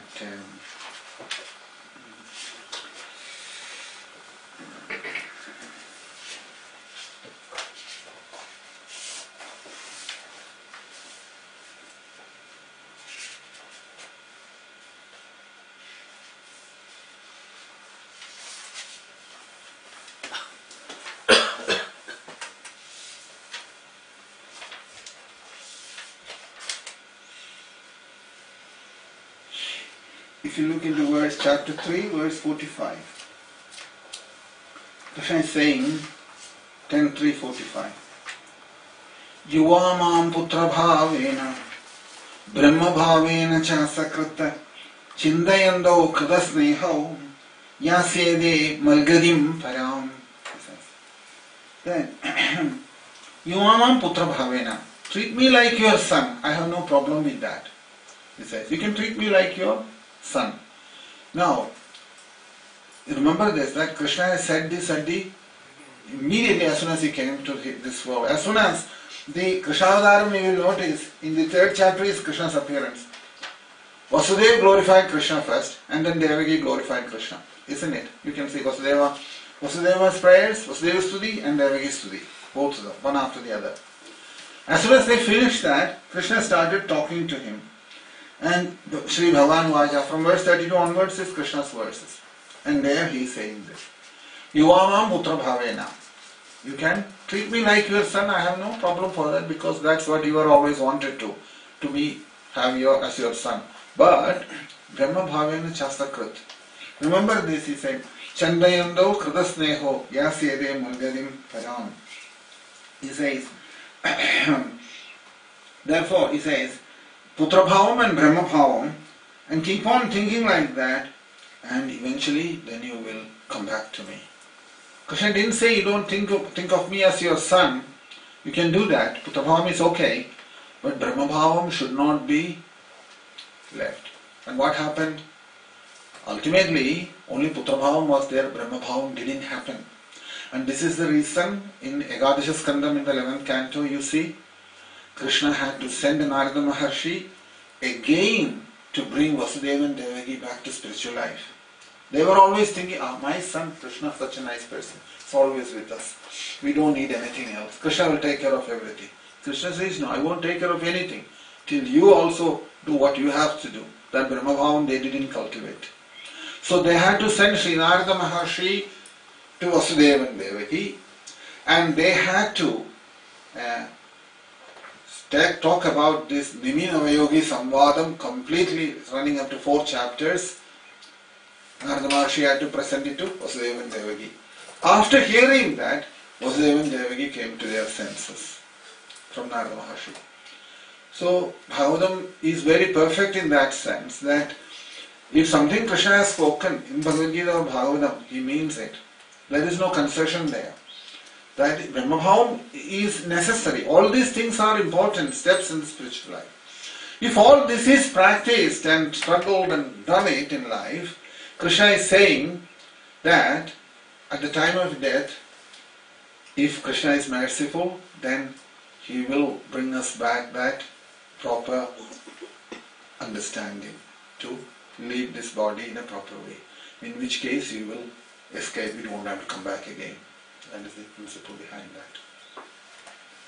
Andakale cha mameva smaran tiktva kalaivaram yaprayadi samal bhavam yati nastyatra samshaya. That is why he is saying it like that. So, take for example, suppose you are worshipping a deity. You worship that form, and after a while you start recognizing that deity is Krishna, isn't it? Or deity is another form of Krishna, Narasimurti or Vishnu or Shiva, or whatever it is, some form, what you are worshipping, isn't it? So, suppose you have carved the deity out of a stone. You got a big stone, you broke it into 2, and you made the deity from one part of the stone, and you are worshipping that deity, and you are standing on the other part of the stone, which was used to make the deity. So you are standing on that stone, and you are worshipping the deity, which was made from the same stone. But with the stone where you are standing, you are not feeling that, you are not thinking about that stone as good as the deity. There you are seeing Krishna, here you are seeing just a stone on which you are standing there at that time. So how does it come? It comes, that bhavam, how did that come? Due to upasana, sadhana or upasana basically. Upasana and anusandhanam. Anusandhanam means that constantly keeping that thoughts inside. There is Krishna, here is Krishna. Like that deity, it is Krishna, it is Krishna. We keep on accepting that inside. That bhavan comes, that mood comes inside, isn't it? That mood comes inside. So similarly, in the same way, what we are doing with the deity, in all namarubam in this world, all living entities in this world, if we keep on remembering that Bhagavad Swarupam, Krishna Swarupam that is, then what will happen? Same thing will happen. Eventually that realization will come. At the moment we are trying to do that with the deity, isn't it? The deity we are thinking, we are worshipping the deity, making so many arrangements for the deity. 5 times they are cooking the prasadam, offering to Krishna. 3 times they are changing the dress and putting Krishna to sleep. Everything people are doing in so many places and all over the world in the temples. Is it not? What understanding? Because we have taken that is Krishna, we are accepting that inside, and through our own sadhana and upasana and anusandhanam, pursuing that, keeping that in our heart, we keep on doing it, and it starts slowly, it comes into our acceptance that Krishna is there in the form. Like Janmashtami Day, so many people come to the temple. Why? Because they feel that Krishna is there in that deity, is it not? So they come with that understanding. Something inside there is saying that Krishna is there at the temple. They may not understand a lot, but they will, at least on a very basic level, most of the people accept that Krishna is there in the temple. So, but if you look at that, it's marble at the end, isn't it? So same marble what we use for so many other things. But still, what is that happen? What made that change to happen? Because you have accepted it inside. Similarly, all living entities in this world also, if you keep accepting in that way, that Krishna is present in that person, this namarubam will go away from inside. That's the only way you can do it. So namarubam, removing namarubam from inside, name and form from inside, is an important sadhana for those who want to go further in spiritual life. Other sadhanas are okay, that is only to help to but these are the principles underlined in there. That there is important that namarubam must go from inside. So therefore, just like you can see in the deity worship, they have the process of invoking the deity. We wake up the deity. Now you know when you are waking up the deity, how much are we conscious of Krishna's presence there? We are chanting the mantra, because somebody has told us you chant this mantra, he will wake up. Isn't it? But still inside is thinking, oh, it's marble only, where is he waking up? What is he waking up? So that waking up also, although we are waking up the deity, it's the same what we discussed in the Shuddha Gita. It is actually waking up the Antaryami inside. Although you are waking up the deity, you are calling all the mantra we are chanting and everything we are doing, but Jai Jaya Jida Jahyaga Jangama Mudimajamidam Shagunam, that verse. So Shuddha Gita mentions that, isn't it? You remember that first verse in the Shuddha Gita? That's what it is about. Such an important verse, because it is from that verse 1087.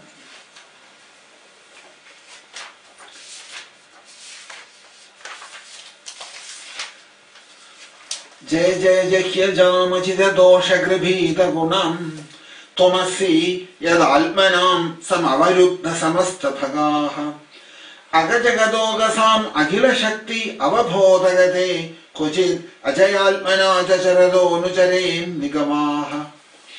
So, Jai Jai Jihedam Ajidam, that Maya is covering at the moment. Maya is not allowing that to wake up. That wake up from inside.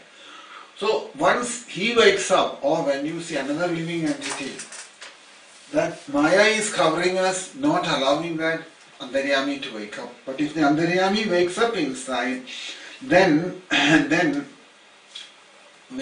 that is waking up the deity. Waking up the Antaryami inside. Which deity are you waking up? The deity inside the heart, isn't it? So, who is present inside everyone as the living force. So, but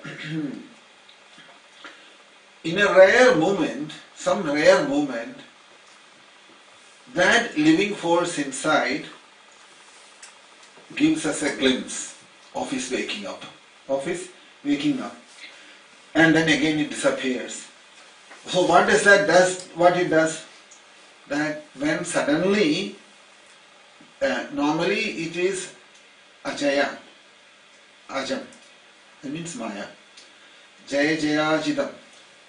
So Jaya Jaya we saying that you normally he is covered by the Maya. He is covered by Maya. Remember we discussed that. Krishna is there, Maya is also there. And she has put the shutter. We can't see him. So, and it comes out, how does Maya covers that we know in different forms. Anger, lust, greed, distress, all miseries. We'll be keep on talking about all these things in the world all the time. When Maya is covering that knowledge. We'll be keep on discussing about all our problems of this world. But one rare moment, even a hardcore materialist, even him, just like a father plays with the child sometimes, similarly, and sometimes you'll see parents play with the small children, isn't it? They'll put some cover on the head and plays with him, saying, and make the child confused. Who is this? Find out who it is. And the child will try to find out, he will pull the curtain and he shows father's face, then he feels very happy. You remember how parents play with the children, isn't it? So those things, similarly, this Antaryami also, at some rare moment, even in the most wicked person in this world, and sometimes Krishna will show a rare presence of him inside. A rare presence of Krishna inside, he will know it sometimes. It will happen. Because even in the case of Kamsa, you can see this has happened. In the case of Kamsa, that you will notice that is Antaryami's power. How did it happen to Kamsa? You know that story in the Bhagavad. You see, not only Kamsa, as far as Vedavyasa Maharshi is concerned, nobody is a villain or a wicked man in this world. Even Hiranyaksha and Hiranyakashipu also, he doesn't present it like that. Because of this reason only, that in them also, in Hiranyaksha and Hiranyakashipu also, it is Krishna only who is doing all these things. That you have to recognize. Otherwise, why is Hiranyaksha is like this, Hiranyakashipu is like this, and Kamsa is like that? That understanding we have to get. But if you simply read Bhagavatam and start thinking, oh, Hiranyaksha and Hiranyakashipu, Kamsa, they are all lower than me. I am a lot more higher than them. Because I am chanting 16 rounds, you see. That will be my approach. My thinking will be like, what does Kamsa chanted? What does Hiranyakashipu chanted? Who has chanted so many rounds as I did? If I start thinking like I have not understood anything from Bhagavatam, that's what it means. Why I am saying this is try to understand this, that when Kamsa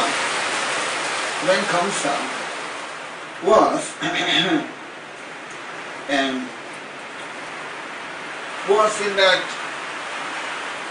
bad state with the problem with Krishna's appearance, Devaki and Vasudeva was in a very difficult state with Kamsa.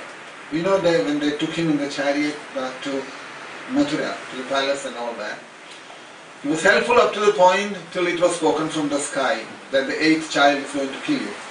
The moment he heard that, everything's changed. He became more wicked,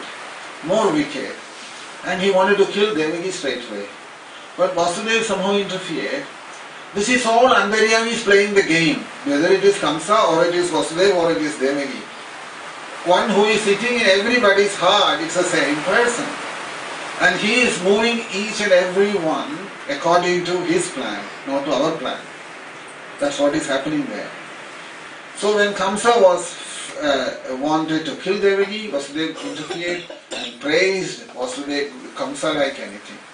After the praise, Kamsa thought, yes, I let them go now. Only the 8th child is going to kill me, isn't it? So I should not be worried about it now. And he told Vasudeva, every time a child is born, bring them to me. And I'll finish them up, kill them, and only there's no possibility of me getting threatened by Krishna then. That was Kamsa's plan. Vasudeva subsequently had children. Every time he used to bring the child to Kamsa. And this is where Vedavyasa says that, look at Kamsa's good heart. He said, it is the first child, why should I be frightened about him? Originally he said, I'll kill him. But now he's saying to Vasudeva, I won't kill him, why should I kill him? He's your first child, only the 8th one I have to take him back. So all the first 6 has come like this. Vasudeva was a gentleman, he kept his word. He knew if Kamsa is going to kill, he will kill. He's not going to let the child go. So knowing well, he brought the child every time, and every time Kamsa sent them back. Kamsa sent them back.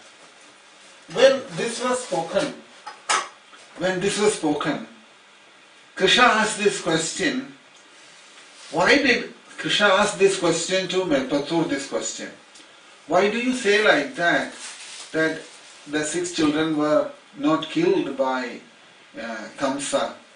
Melpathur told Krishna, Dushtanam abhideva pushtakarunam drishtahi dire gadaha. Even sometimes, dushta means very wicked. Such a person, in their heart also sometimes compassion, karunyam can come. Where is that coming from? The same Krishna who is inside. So, very difficult to say that, that's what I'm saying. Dushtanam abhideva pushtakarunam drishtahi dire gadaha. You can see that karunyam even among the dushtas. Dushta means very wicked men. Even in them, sometimes you can see karunyam. This mercy coming from them. It's not that they are all permanently, they will behave in one way. So, inside this, everyone, there is sometimes in a good way, sometimes in a bad way. But majority of cases, what happens is that Vasudeva, when he took the child there, Kamsa is saying, this child hasn't done anything to me. Only the 8th child I have to be worried and take him back, he said. So, similarly, very good people also sometimes do some bad things. Opposite thing. Reverse is also true. Is it not? You can see this in the world. Sometimes you rate somebody very high and you think that, oh, he is so fixed and he is so realized and all. Then he will go and do something, some nonsense, and people start thinking, we never expected that he will do such a thing. We say like that, isn't it? We say like that. And similarly, sometimes very wicked people, from them you can expect something unexpected. Some good thing they may do in this world, isn't it? And so that is that divinity in that person will come out. Why I'm saying this is, to remove that ajnanam inside, that we are classifying people, somebody is bad forever and somebody is always good. That has to go from within, because only then you can remove Namarupam from inside. Not to identify any Namarupam with good or bad. That's the first thing. If you identify any Namarupam, any name and form with good or bad, then you are in trouble. Then it is difficult to take it out from that person. That's why when you study Bhagavatam also, If you start saying Kamsa is bad, Hiranyakashipu is bad, and Hiranyasha is bad, Prahlada is very good, Dhruva is good, they are all devotees, they are all on my side, the others are on the opposite side. This is all our mental concoction, how the mind creates this problem.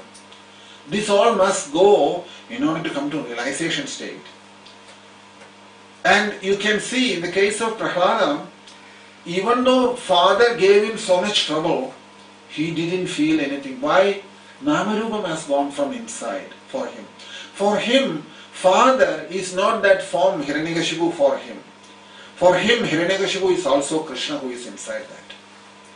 That realization, that is important. Otherwise, equally like Hiranyakashipu hated Prahlada, but Prahlada couldn't hate Hiranyakashipu. Why? Because of this, Namarupam has gone away from inside. This is the success behind it. So you can see how deeper level spiritual life works.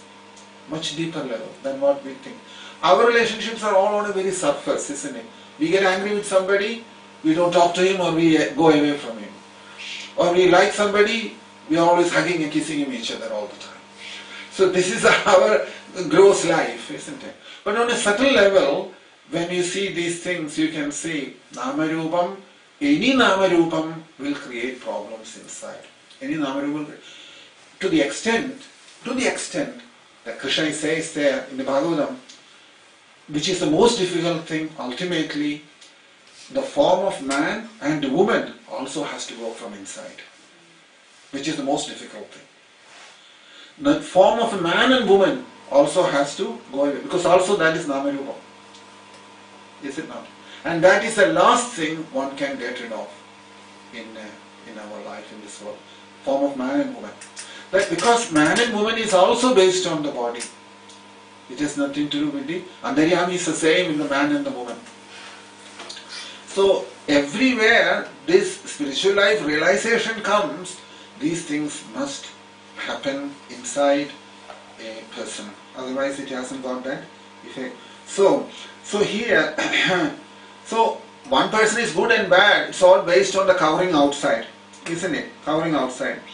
And very rare occasion sometime from inside that will come out. Which one? The Atma. The soul inside will come, Spuranam will come from inside. That is what we mentioned there. Atmana charadaha ajaya charadaha. Shruti says like this. Atmana charadaha ajaya charadaha. So that is why that verse in the Shruti Gita, the first verse, is because of this so important. That it is saying, if you wake up from inside, then I won't see your form outside. You see? Antaryami, why we are asking Antaryami to wake up? If Antaryami wakes up in that person, then I won't see that form outside, I will see Antaryami in that person. And that is that whole prayer. Shruti is asking Krishnas to wake up from everybody. Everybody, Krishnas to wake up from within inside. So,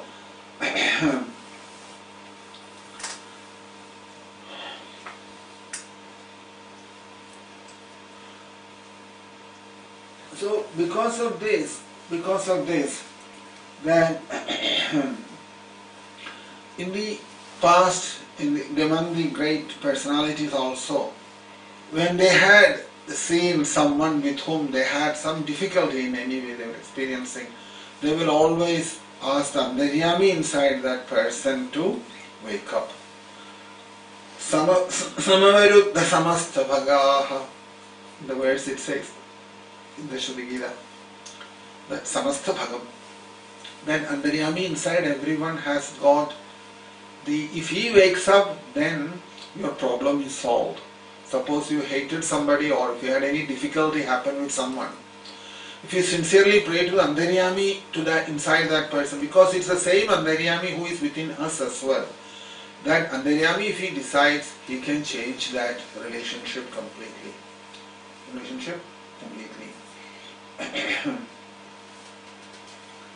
So that divinity, Krishna is keeping it inside in Krishna. So that power Krishna has got. And if Krishna wants it, Krishna can change that person. If Krishna wants it, he can change that person. Just like we do so many things to change others in this world, isn't it? What do? We do, for example, we want to change the habit of people. We punish people. We put them into prisons. We send them to juvenile centers and all that. Actually, these processes will not be as effective as the right process what Shastram is saying. Shastram is saying that even in those persons, whoever is having a tendency to commit crime or any kind of wrong things in this world, even within them, Antaryami is operating there. So, if we have people who can approach that Antaryami and influence them, then that change will be permanent. And in other words, those who want to change others, they have to always engage in the meditation of the Antaryami, who is present in everyone's heart, in everybody. In other words, always one who has come to this realization, only Krishna exists. And if we can keep on seeing Krishna in every living entity, in that stage, at the time of death, that person doesn't have to worry anything. Doesn't have to worry anything. Because for him, by then, there is nothing outside Krishna. Then there is no possibility of the thoughts going after something else. Thoughts going after something else.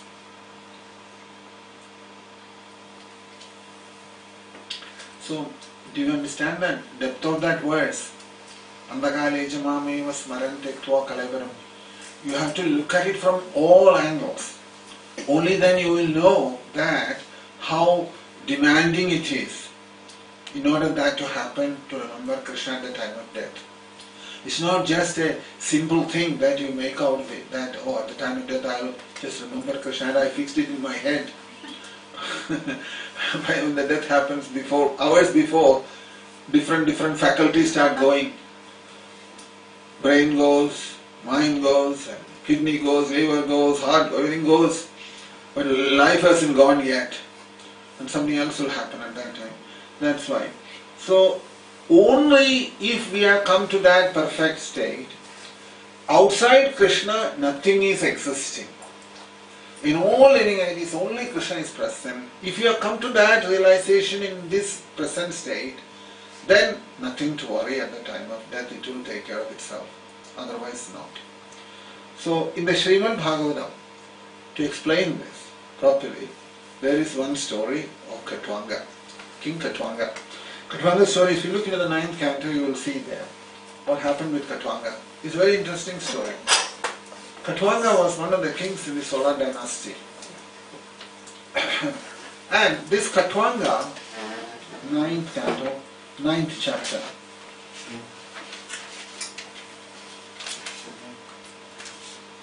Verse 44.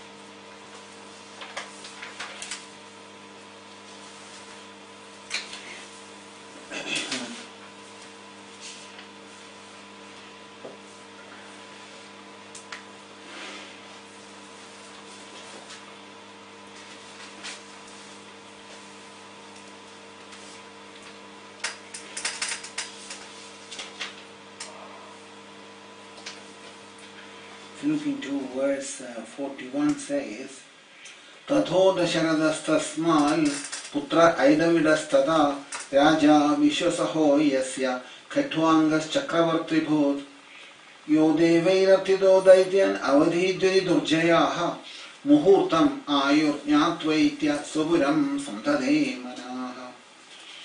That this Khatwanga,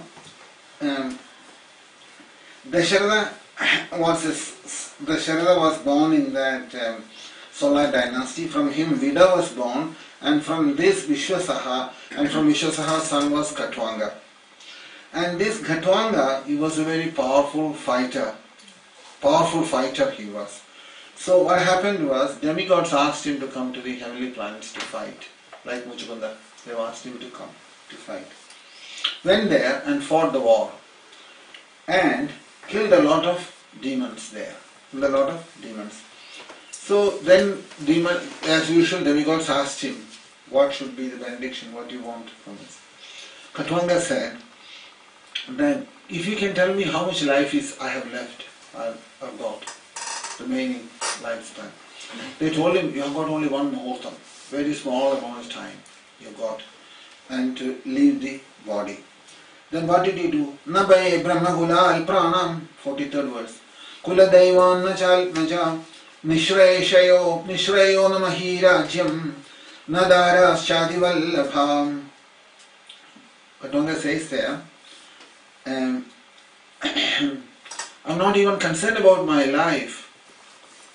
I'm more concerned about the realized souls, Brahmajna, self-realized souls. And children, opulences, land, kingdom, wife, nothing is dear to me, he says there. And in the 44th verse he says, Na balyebi madar mahyam adharme ramade kochil na pasha uttama shlogat anyad kinjana vastuaham. That was Khatvanga's statement. Look at that verse. Na balyebi madar mahyam adharme ramade kochil. From there you can understand, he says, even in childhood, my intelligence has never gone in the irreligious way. Khatvanga is saying there. It never went in the wrong way. It always stayed in the straight path, the right path. And he says, Na pashyam uttama shlogad anyad kinjana vastu aham. That is a very bold statement from Khatvanga. Khatvanga is saying, Na pasya uttama shlogad. I have not seen anything else in this world except Krishna. Uttama shloka is Krishna. Except Krishna, I have not seen anything else in this world. Anyat kinjana vastu aham. Another vastu separated from Krishna I have not seen here. That's what that verse means. Na pashyat uttama shlokat anyat kinjana vastu aham. I have not seen another vastu separated from Krishna in this world throughout my life. That is that state. So therefore what happened?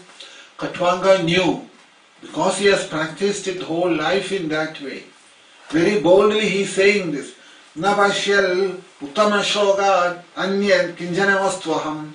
Anyat kinjana vastuham. Separated from Krishna, I have not seen another vastu in this world. Because that is what this state Krishna is talking about here. In this verse in the Bhagavad Gita, what Krishna is saying is that Krishna is saying there, Andakale jamamevam smaran muktva kalevaram yaprayadi samal bhavam yati nastyatra samshayaha. That Khatvanga practiced it throughout life.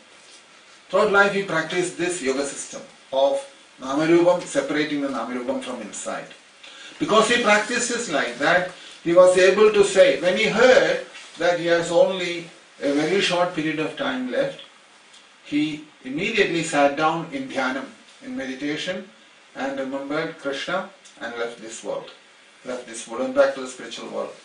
Therefore, Khatvanga is considered to be one of the greatest personality who got self-realized in a very, very short period of time. Who was able to do it throughout life, but because he took it so seriously. You can see the differences now. Parikshit's case, it took 7 days. Dhruva Maharaj took 6 months. And Khatvanga's case, it was only a short period of time. Everybody is different. But they've all practiced it in their life and made it perfect by the time they had to leave the body. That's how you have to see that. Every one of them, they practiced it, and by the time they had to leave the body, they were ready for it. It took longer time, Parikshit for 7 days, and Pingala, it took a very short period of time. In Pingala's case in the Bhagavatam, you know. That suddenly that realization came to Pingala and gave up everything, and she walked out from that, isn't it? And then she went back because of that, Pingala's case. So, Abdardena Harim Autanavada Shishu, Autanavada's son, Dhruva Maharaj. He had 6 months needed. Yama Ardhada Pingala, Ardha Yamam, one yamam is 3 hours. Half of that only Pingala took to go back, isn't it? So everybody is different. Parikshit took 7 days. And Khatwanga took much lesser than that. Why? Because Khatwanga had that practice throughout. You can see Khatwanga is boldly saying there in that verse, because I have practiced it in my life, I had no problem. He said, I have got another one muhurtam, he's saying to demigods. When demigods told him that you've got only one muhurtam left, Khatwanga says, that's fine. I've got one muhurtam left. Whereas Parikshit didn't say like that. Parikshit was thinking, I've got only 7 days left, what can I do? He was confused about that. He was thinking in a different way, not like Khatwanga. Parikshit was a little bit worried. I've got 7 days left, what shall I do? And then, fortunately, Krishna sent Shubhramarshi there to talk to Srimad Bhagavatam to him, and he escaped. Khatwanga's case, nobody was sent because he practiced it throughout life, what Krishna is mentioning here. So he says at the last minute, when he heard that I had one muhurtam left, he sat down there and quietly quit the body from here. So now you may think that like this, that when he sat down there, one muhurtam they told that you are God, he immediately sat down in Padmasana, in the lotus position, and in the Samadhi sthiti. He went into Samadhi state. He was a king and he has not given up his karma work at that point. He's not a sannyasi either. And he kept on doing his work till the last minute. Karma, that means without kartrutva, bhoktrutvam, he was doing all these things. I'm not the doer, I'm not the enjoyer. Even when he went to help the demigods, he was doing with that understanding. So, such a person, how can they, while being situated within the body, they can leave the body in this way? And answer to that, what Khatwanga is answering there, he says, I never fought any war. I never ruled any kingdom, and I have not even seen this world. So realized he was. Imagine that. Just like Janaka said. In the Shaupragita he says, Janaka said the same thing. Similarly, these great souls, he's saying that I never fought a war, I never managed any kingdom, and I never seen even this world, he says. So many years and years he had been there. If you hear that, what will you think? You think the man has gone mad, isn't he? Lunatic, you may think like that. He ruled the kingdom, he fought the war, and so much vyavaharam he has done in this world. But what was that? I'm not the doer, I'm not the enjoyer. That was very firm inside. So, we may have seen this world, and a lot of things may have gone inside. A lot of things will have gone inside us, isn't it? So, he says here, Nabhasya Uttama Shlogad. If you look at that verse, you can see the second part. Nabhasya Uttama Shlogad. Anya Kinchana Vastu Aham, he says. Very bold and specific statement. Nabhasya Uttama Shlogad. Except Uttama Shlogad. Krishna, I have not seen anything in this world. That is that state. Anya Kinchana Vastu Aham. Anya Kinchana Vastu Aham. Another Vastu I have not seen in this world. So that means what? You have not killed anybody, you have not fought any war, and you have not done anything here. That state. That state. I have not done anything. And when you only if there is another vastu separated from Krishna, I have not seen anything like that. So, who can say this so boldly, like the way he spoke? Why is that? This is the power of knowledge inside. The knowledge inside is talking like that. So, for example, you can see here in the modern world also, science is telling us there is electron, proton, neutron, this, that and the other, isn't it? They are saying there is no mic, there is only electrons and protons and all that, isn't it? But in the Vedam, what it says is that there is not even electron, proton, there is only consciousness. There is only consciousness, nothing else exists. Only consciousness exists.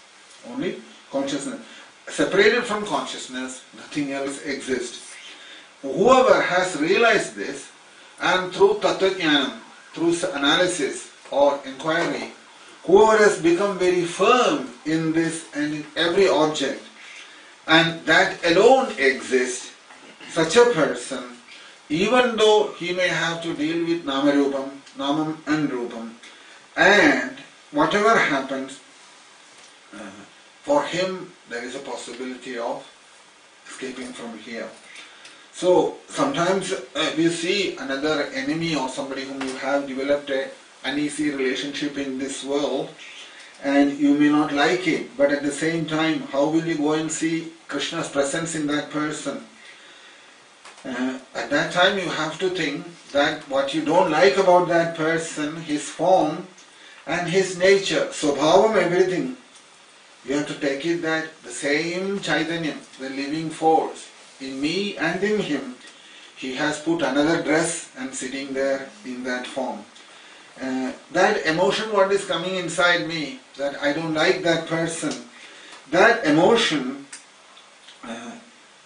where is it coming from? It's coming from Antaryami inside. It's coming from Antaryami inside. It comes from the Antaryami, it stays in the Antaryami and it disappears in the Antaryami. So that emotion is also another wave that is coming in, isn't it? We should not give importance to that. And on the other hand, we have to give importance to this knowledge what Krishna has given in the Bhagavatam and Bhagavad Gita. That is the time when you have to make that, whenever any emotions like that, hate or anger comes towards anyone, if through this understanding what Krishna has spoken, if he can wipe out that emotion, not building up inside, knowing well that it has come from the Antaryami, and in that way not giving importance to it, if we accept this, gradually we will be able to get rid of many of the emotions from inside. This is known as Chindamani Vidya. Chindamani means touchstone technique, what they call it another way. Because every emotions, all emotions what's coming inside, they come from the soul and they stays in the soul and they disappear there also. Knowing very well that is also coming from the soul, then ultimately no emotions will wake up inside. Sometimes some doubts will come. Can you justify all the emotions? No, you don't have to justify all the emotions, because emotions get its strength only when you are in duality. Only when you are in duality. When you see in duality, emotions will get strengthened. When you start seeing that as Krishna's presence inside, Chit Shakti, Chit Swarupam, then it has become, it loses its power. It loses its power. Whether it is anger, lust, greed, or whatever it is, at that point, lust is not lust anymore, anger is not anger anymore, greed is not greed anymore, and ego is not ego anymore. Everything is breaking up from the soul, taking birth in the soul, and stays in the soul and dissolves in the soul. That is why in the beginning of Srimad Bhagavatam you will see that first verse itself, Janmadi Asyayataha. That one sentence covers all these things. Janmadi Asyayataha means what? Janma means taking birth or appearance. All of that is happening in that, in the soul. All of them are happening in the soul. Janmadyasya yadonvayad. That Janmadyasya yadaha, it is the first sutram in the Bhagavatam, it's the second sutram in the Vedanta Sutram. In the gross level you can say that all this creation has come from him. That's also there on a gross level. That one particular verse has got very extensive commentaries from the Bhagavatam commentators. They spoke about that because that verse is so potent, the first verse. So, it is that Janmadhyasya Yadaha is saying that everything that comes out inside the mind, inside the intelligence or in any thoughts and other things, it's all coming from the soul. Why we say like that? Because without the presence of the soul, they cannot come. They cannot come. No emotions can come if the soul is not there. Because of that, the conclusion is that everything is coming from the soul. In his absence, nothing will happen. So, knowing this way and keeping all emotions at distance and not allowing them to we identify with the emotion. That's where everything goes wrong, isn't it? Lust or anger or greed or envy or whatever it is. At that time, we are not conscious about the Atma inside. We are conscious about the emotion at that time. And we identify with that emotion, and then what happens? Immediately we get victimized by that. So, realization means this. Janmamadhyasayataha. One sentence is in. If you study that one thing, if you take it on life and realize it, you have understood Bhagavatam then. Janmamadhyasayataha. That's all it is. Janmam adi asayataha. All things take birth from that source. Satyam Param Dhimahi. And that is Satyam Param Dhimahi. So, Bhagavatam, the first verse is all highly philosophical, more than anything else. It's just speaking about the truth. So Janmadhyasadaha. Wherever it is taking birth, it stays in that and it resolves in there. Sarvanta. So one who has got this realization, such a person, at the time of death, in front of him, no matter what he sees, he will escape. He may be seeing with the eye something, but he will go back to the spiritual world. That's the important thing. Now, what do? We try to externally arrange everything so that we will bring a photo in front of him, so that he will see only the photo. We will bring a garland for him. We will give him some charanamritam or something, so that all five senses gets engaged in the relationship with Krishna. That's the idea behind it, isn't it? When a person is dying, what do? We go to the hospital with a garland and other things, or a Harinam Chadar, or somebody will chant, somebody will look at the Harinam Chadar, or a photograph of Krishna, or a garland from Krishna, or some prasadam from the temple. That way all five senses will try to engage in Krishna's connection with Krishna. We'll try to do that. But that doesn't guarantee that you will go home back to Lord. It's not. This is the subtle side that is more important. What Krishna is saying here, even at the time of death, if you are eating something, or if you are seeing this world, or if you are hearing some pop music, if you have practiced this whole life, and you have come to that state, what Krishna is saying there, that at the time of death, that all these thoughts are happening inside the soul, it's taking birth, it's living there, it's disappearing. If that perfect realization has happened inside, that person will escape. That person will escape. There are examples in this. When a great devotee, when he was leaving this world, he had many devotees, his devotees were with him at that time. And he was at that time his mind was not absorbed in anything in this world. The devotees who were around him could say that. He was not absorbed in anything in the world. So, he was just like in the pillow, you fill that with the cotton, isn't it, to make it fluffy. So, he says that devotees who were around here, he was telling them that I am like that pillow. So many things are stuffed inside, but I am seeing one thing, he said, that at this stage there can't be any attachment to anything. That is what is mentioned here.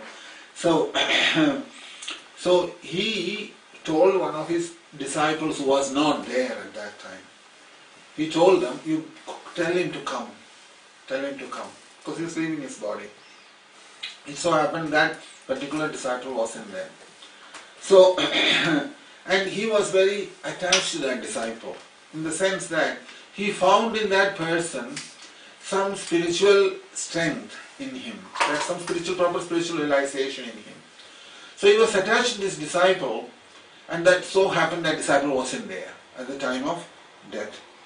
So he told the other in the ashram, who were other disciples who were there, he told them that you go and tell him to come as well. So it was late in the evening. He knew that he was going to die. So they sent a message. In those days there was no mobiles and emails and Facebook and Twitter and all that. Nothing was there. Whole thing was done by manually. You have to walk 5 miles or 10 miles to deliver the message. So they sent someone to that person's house who lived a few miles away to tell him that the spiritual master wants to see you, he is leaving his body and you should come immediately. After saying this to his disciples, he went to bed. He was lying down. He knew that disease has become very critical. He will leave any time, that stage. Cancer was the disease. So what he did was, every couple of hours he'd wake up and he'll go and ask these other disciples, have you sent word to him to come? Has he come? They'll say, no, we have sent the word, he'll come. It may take a few hours by the time he gets back. So, still he will go back to bed and then again he'll get up and come and ask for him. Has he come? Lost like that. So, and he carried on till the next day morning. So, at that time, these other disciples started asking this question, why this person seems to be very, spiritually otherwise he is very sound and realized, and they all had the experience with him, but how come he is so attached to a disciple like this at the time of death, leaving the body? So, till the morning, till that disciple comes, this was going on in the night. The discussion among the disciples, and the spiritual master was going and coming back all the time, and they were getting a bit surprised at that time. So then they were saying that this is very surprising, that the whole life he had been so much absorbed in spiritual life, and he has never shown any attachment anywhere at any time before. Only at this time he is so attached to his disciple. They were thinking like that. They couldn't understand behind this. So he thought that he understood that the disciples are thinking like this about him. So he told, when the disciple came in the morning, the disciple started thinking that, oh, the spiritual master specifically wanted me to come, and he felt that it's something important to say. So as soon as the disciple comes, he tells him, you are a stupid person. You thought that I am attached to you, but what I was attached to was that I have noticed that in you, that Antaryami inside is waking up. I have started seeing that, he said. I was not concerned about you at all, he said. Very openly he said to him. I was not concerned about your name or form or anything. But what I have realized that Antaryami inside you has started waking up. And I wanted to see that becoming a lot more manifested in this world before I go. That was his words, what he spoke at the while, and saying this he closed his eyes and left. So naturally in a very advanced state, any Mahatma or Jnani or a great realized soul will not be looking at anybody's body anymore. Body is not important. Once they have reached that stage, after that they are only dealing with the Antaryami inside, not with the person anymore. This is spiritual advancement.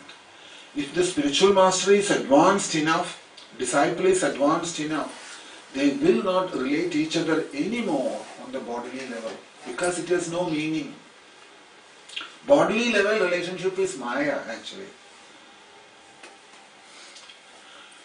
We are like that, isn't it? That's what we are. We are thinking that for us institution, a structure, an organization and a proper designations in all levels we require, all very clearly defined and all that. All this is useless in spiritual life. It's all complete waste of time. We are bringing our vasanas into spiritual life and it comes out in this form. Organigram we need. We say that we need a top level, parallel management they call it now. All bogus, completely bogus. They have no idea what they are talking about. Parallel management, I believe. And the whole spiritual life is for management, it looks like that to me. Spiritual life will never work like that. It's a complete misunderstanding. total misunderstanding. So what I'm saying is that you can see spiritual life where it's happening. When you go back into the traditions of these great personalities, where is spiritual life? Spiritual life is not you making a big building and big organization and big departments and departmental managers and all facilities like your email system and computers all installed very well and you're running a courses and seminars. That's all spiritual life you are talking about. Sorry, it doesn't happen that way. We want to come out of all these things because they are all problems in spiritual life. They don't help us. Because they haven't understood this, they have still thinking spiritual life is also a vyavaharam. That's the problem. If you start thinking spiritual life is a vyavaharam and start dealing with spiritual life like vyavaharam, it will end up like a vyavaharam at the end. You won't get to know the message. Message won't get in. Therefore, proper understanding is the more we come out of vyavaharam and make it as simple and direct to people. And the very fundamental is what Krishna has spoken. If you get the message across, these things won't happen. But because the message is not getting through, these problems are growing in a big way all the time. You can see that also.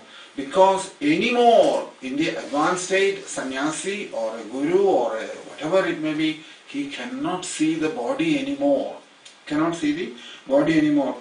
Because he's not seeing the person anymore. So, or the name or the form. On the other hand, inside that person, in the form of Antaryami, who is present inside there, it's coming out from there is more important to the spiritual master. Nothing else. What matters to the spiritual master is the Antaryami inside the disciple is blossoming, is coming out. That's what he is praying for because he knows very well it is an Antaryami that has come outside as a spiritual master. Alpano gurura alpmaiva purushasya visheshada pratyakshena anumanabhyam shreyasam anuvindade. Krishna says to Uddhava, Guru Tattvam is that, Guru principle. That Krishna decides, Alpano gurura alpmaiva. The Guru is the soul inside and he decides when the time is right, he comes out in the form of spiritual master and from outside he pushes you inwards and from inside he pulls you inwards. Antaryami pulls you inwards from inside and from outside as spiritual master he sends you inwards. Alpano Guru Alpano, very important words in the Bhagavatam. Purushasya visheshada pratyakshena anumanabhyam shreyasam anuvindade. He says. So what is the difference here is this, that even if this upasana, that even on a stone we are worshipping as a deity, isn't it? So even there you have to get that understanding. Even in that stone Krishna is present there. So if on a stone like thing, which is jadam means matter, dead matter, isn't it? Even in a form like that, if Krishna can appear, even in a dead stone, if Krishna can appear, how come Krishna cannot appear in another living entity who has got life in him? Which is on a superior level, isn't it?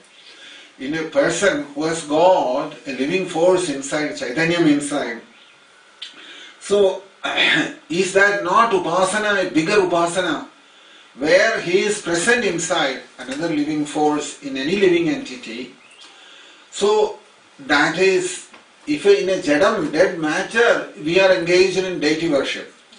In dead matter, we are thinking Krishna is present there and we are doing all the service or upasana or sadhana, what we are performing towards a deity. So much service people are doing, isn't it? Hoping that in that deity they will see Krishna one day.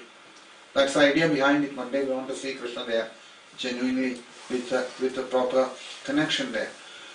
If it can happen in the deity, will it not happen in a living form? Where although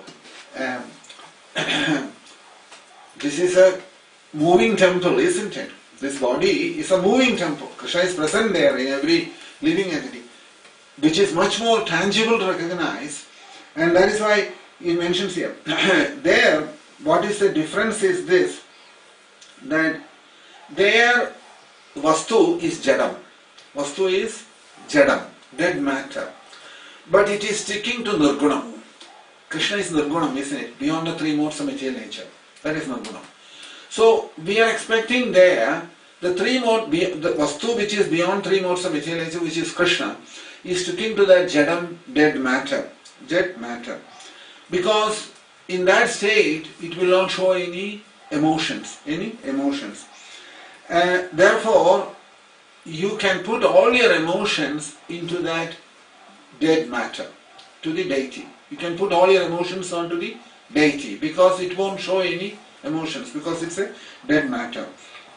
Whereas a person who has got emotions, suppose we show some emotion to him or to her, he or she will show back another emotion. Some emotion will come back from another person. Suppose you have relating with another person. In the same way like you are trying to deal with the deity, if you try to show emotion to another person, love or hate, whatever it is, normal thing is that because that person also has got Chaitanyam in there, living force inside that person will react back to us with some emotion, some form. It will come back to us, isn't it? So, because it does happen like that, it's more difficult. Because another emotion comes back. It is very difficult. So, there is where upasana is important. That is why this upasana is necessary. So, performing this upasana, if you continuously do it and wake up that Antaryami in that person, then what will happen is, and we have to wait, when that Antaryami wakes up from within, then the problem is solved. With the dead matter, for example, these deities, or any deity for that matter, because it is Jadam, so whatever emotions I have in me while worshipping the deity, it doesn't matter, because it is Jadam. It won't react back to me immediately. It won't react, unless you got to watch a high state. Normal state, we are talking about ordinary people's life. But a person who is living, where Krishna's presence we have recognized. In other words, waking up Antaryami in a living person is easier than waking up Antaryami in a dead matter. That is the thing behind that. Waking up Antaryami in a person, once you wake, only problem is when you wake up that Antaryami inside, there is possibility that he may have some emotions coming back to us. You should be willing to live with that. But by upasana means this process of Antaryami principle, in other words, if we wake him up from inside, this will work very easily. And that's what you find in the Ramayana. When Vishwamitra sung that verse, remember? Kausalya Supraja Rama Purva Sandhya Pravartade Uttishta Narashar Dhula Kartavyam Devamanyam Uttishta Govinda Uttishta Garidadvaja Uttishta Kamala Kanda Trilokyam Mangalam Kuru. These verses are from Ramayana. Vishwamitra is telling Ramchandra and Lakshmana is sleeping there. They went together from the palace, from the Ayodhya palace. And early hours in the morning, Vishwamitra has woken up early. Sage, isn't it? Has many things to do in the early hours in the morning. And then he wanted Ramchandra and Lakshmana to wake up. So that's when he says this to them. So basically what it says is that you don't have to wake up Krishna. Krishna is always doesn't have to wake up. But this waking up principle is not actually the waking up of the Antaryami inside. Normally we think that Krishna is sleeping, you have to wake him up. We say like that in the deity worship, isn't it? He's waking up the deity, we say. Krishna doesn't sleep like the way we sleep. For us, we know how we sleep, isn't it? That's not to be spoken about. If Krishna starts sleeping like us, what will happen to this creation? No, Krishna doesn't sleep like the way we sleep. And we don't wake up Krishna like the way we are woken up. Waking up Krishna means waking up the Antaryami inside. Everybody. That's that waking up business, what we talk about. So by waking up, what we are doing is, we are bringing Krishna into our field of experience. That we want to experience Krishna. Unless Krishna wakes up inside, we are worshipping the deity, but actually who are we addressing? Antaryami inside to wake up. That's what has to wake up, not the deity. Deity is not going to, deity whether you wake up or not wake up, it will remain the same. It's not going to change. But when you are addressing the deity to wake up, actually you are asking Krishna inside to wake up. Antaryami inside to wake up. So only then it will come to our field of experience, isn't it? It has to come to our experience. So that is why that verse, in the first verse we saw in the Shuddha Gita, Jai Jaya Jaya Hiram Chiram, that word. But the first verse, Jahi means to kill, what the remove, in other words, what is that? Maya, remove Maya, or ignorance, in other words. Because I have tried, I can't do it, and therefore you have to do that for me. That is the thought behind it. Ajita dosha grihita gunan. Ajita dosha grihita gunan. There's so many dosham, so many problems or defects inside, and what is it doing to me? It creates duality inside. When we say that we have a lot of defects or dosham, dosham means problems inside. What is the problem? Problem is this, that it is creating duality. Isn't it? That's our main problem. That is the most difficult thing to wipe out from inside. The duality from within. No matter how hard we try, it won't go very easily. Dvaita buddhi, isn't it? So that is Maya, and remove that. He says like that, isn't it? So, and knowing very well, samastha bhaga, all bhagam, all this capacity you have, who Antaryami has got it, isn't it? And therefore, you yourself should wake up inside and remove that ignorance within me. Only then this will happen. You will shine inside. But this is a prayer to Shrutis, Vedas prayers to Krishna in that way. So that Vedas are talking to the Antaryami directly inside. Then after saying that Antaryami in everyone, after seeing that Antaryami in everybody, then start talking to that Antaryami who is present in everyone's heart. If we can do like that, then that Antaryami will start the reciprocation from there. He will start reciprocating. And that reciprocation will take some time. That will depend upon the upasana, strength of the upasana inside, of our upasana strength. And because it is in that state that Antaryami is reciprocating back towards us. So, in order to wake up that Antaryami in everyone inside, that tapassa is required. Once that happens, then once it has woken up, then even if the body drops off, he won't go anywhere. That is why Krishna is saying here, Mad bhavam yati nastyatra samshaya, that fourth line. Andakaleja mameva smaran muktva kalevaram yaprayadisa mal bhavam yati nastyatra samshaya. That's what Krishna is saying that. Krishna is saying that if that Antaryami has woken up in everyone by your upasana, strength of upasana, following this, removing the Namarupam from everyone, and if Antaryami has woken up inside in everybody, by everybody means that in you it has to happen. It happens in you. That means when you see another person, you are seeing the Antaryami in that person.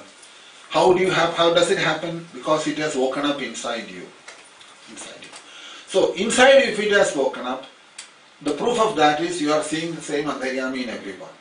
If that has happened, Krishna is saying here that mal bhavam yadi nastyatra samshaya. That means you have completely crossed over all the other hurdles, and mal bhavam. That means that Krishna's bhavam has come. one bhava, Krishna's bhava. Yadi nastyatra samshaya. There is no doubt about that, Krishna says here. And that is the same situation, what Krishna is saying there as Vasudeva Sarvamiti. The one he spoke in the 7th chapter. Vasudeva Sarvamiti Samahalma Sukholava. Krishna is saying here, after reaching that state of Vasudeva Sarvamiti, everything is Krishna. And when he leaves this body, there is no sankalpam anymore. Separately, he has got. He has no other sankalpam inside at that time. If it is like that, if there is no sankalpam inside, he will come back and get that spiritual nature. Spiritual realization will come and he will reach that state. He will never come back from that. And then he says, if any sankalpam comes inside, according to that sankalpam, you have to go and take birth once again. And that is the next verse. We'll bring that verse first. Verse 6. First thing what Krishna said was, if you have no sankalpam at the time of death, if this realization has come, Antaryami has woken up inside and seen Antaryami's presence in everything, and if you have left the body at that point without any sankalpam, there is no question of coming back. You have got your spiritual identity. Instead, if any single one sankalpam has come up inside at the time of death, you have to go and accept another body. That's the next verse. Yam yam va vismaran bhavam tyajatyante kalevaram tam tam evaidi kaunteya sada tadbhava bhavida yam yam va vismaran bhavam tyajatyante kalevaram tam tam evaidi kaunteya sada tadbhava bhavida yam yam vavismaran bhavam tyajati ande kalevaram tam tam evaidi kaunteya sada tadbhava bhavida. Whatever state of being one remembers when he quits his body, that state he will attain without fail.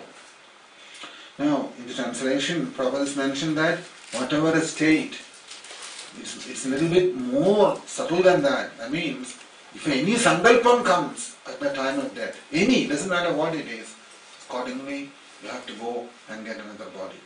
That means, unless, while living inside here, in this body, if we do not, through this process what Krishna has spoken in the previous verse, if we have not completely wiped out all Namirubam from inside, through the process of Antaryami worship, Upasana, and if you have not come to that state, that the same Antaryami's presence in all living entities, if that state has come, there is no possibility of another sankalpam coming at the time of death and you will escape. If not, if any sankalpam comes inside any other form, we have to come back. Right, those two verses. We'll talk after a few minutes.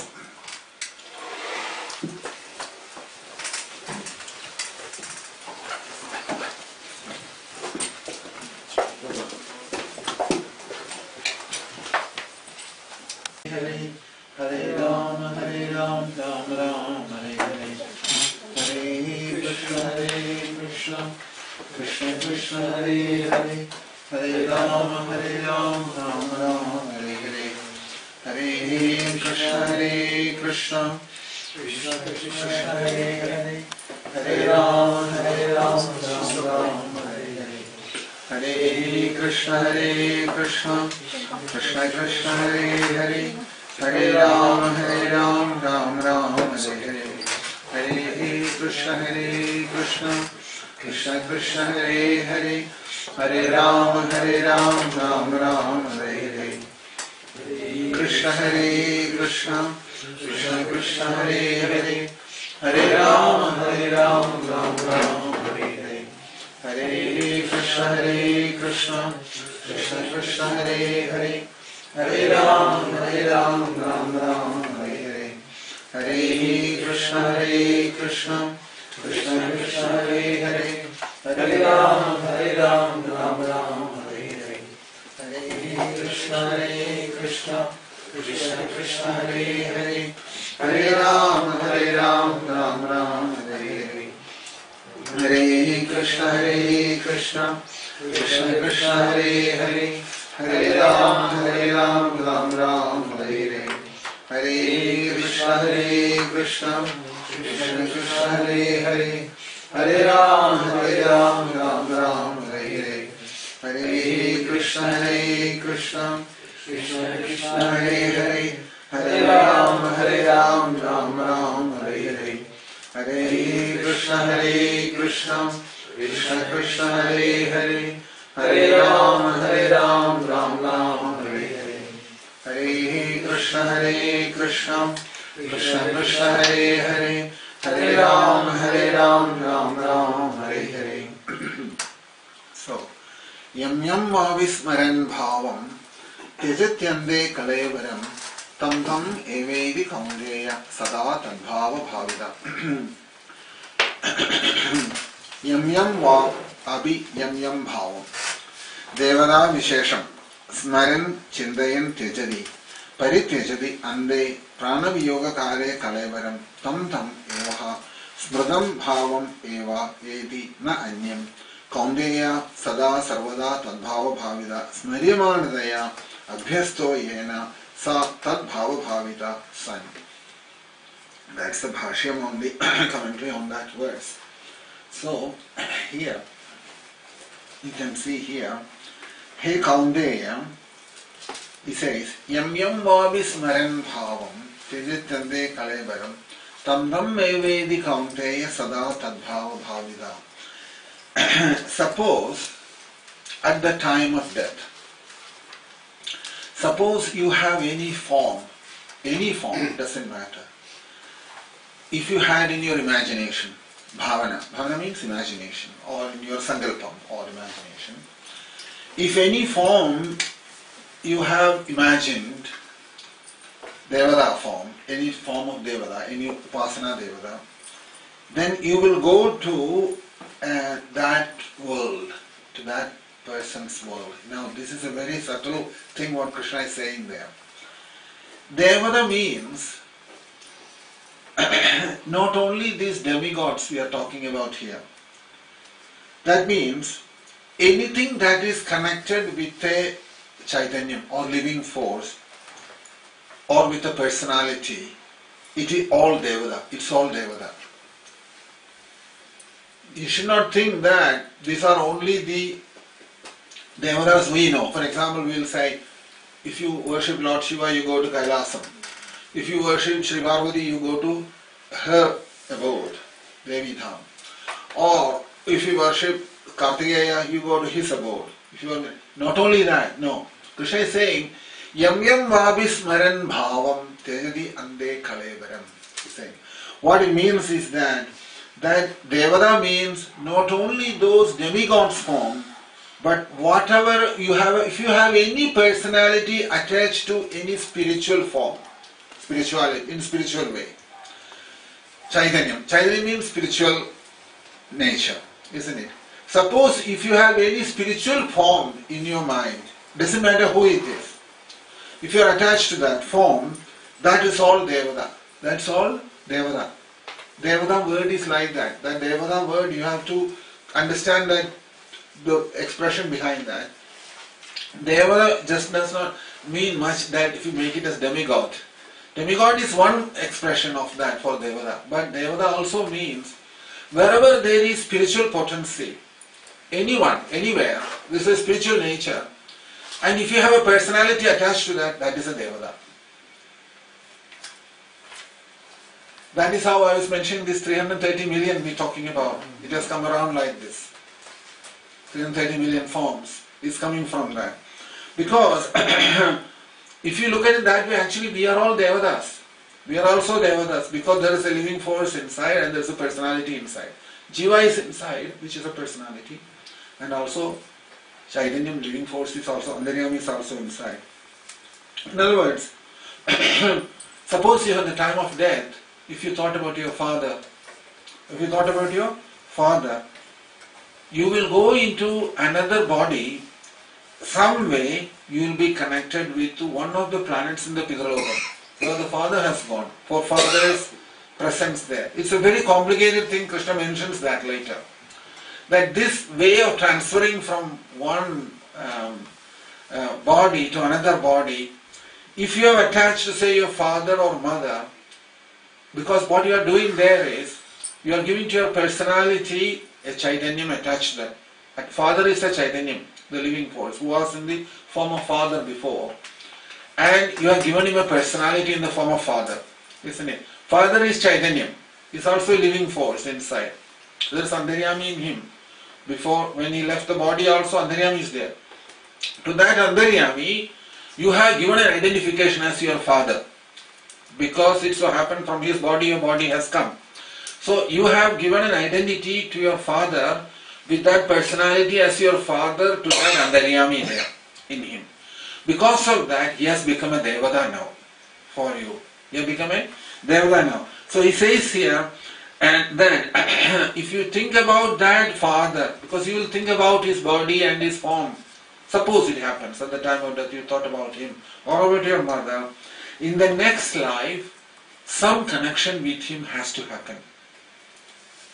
And therefore, he must have gone, normally people will leave this body, they go to Pitralokam. That's a normal destination, isn't it? You know. Krishna explained that before in the 7th chapter. We've seen that. There is Devayanam, Pitrayanam. Devayanam is for those who are realized and who are going on their way back home, back to Godhead. Pitrayanam is for most of the others who don't make it this life. They will have to accept another body. And the possibility is that in all cases, our parents and grandparents and great-grandparents all will be there. You can, if you have connection with them in some form by leaving the body, with whomever you had connection, sometimes it's possible that instead of father it could be grandfather or it could be grandmother. Wherever, with anywhere where there is a living force, Antaryami, connected with the personality, if any of them comes into your thoughts at the time of death, you will go and take a birth and next life in such a way that you will have a connection with that form. Is that clear? No? Yeah. That is what that Yam Yam Vavismaran Bhavam means. That Tandam Evedi Kaunteya Sada Tadbhava Bhavida, he says there. It's a very subtle thing, but it does happen. That's what it is talking about. So, therefore, if you develop any thoughts of any relations, doesn't matter who it is, any form, relations among the family members or this or that, and any thoughts comes to you at the time of death, you have to come back to that family again. Which is not always very pleasant, they say. You want to get out of this family thing, you need to come back to the same family another 50, 60 years again, going through the same whole visit once again.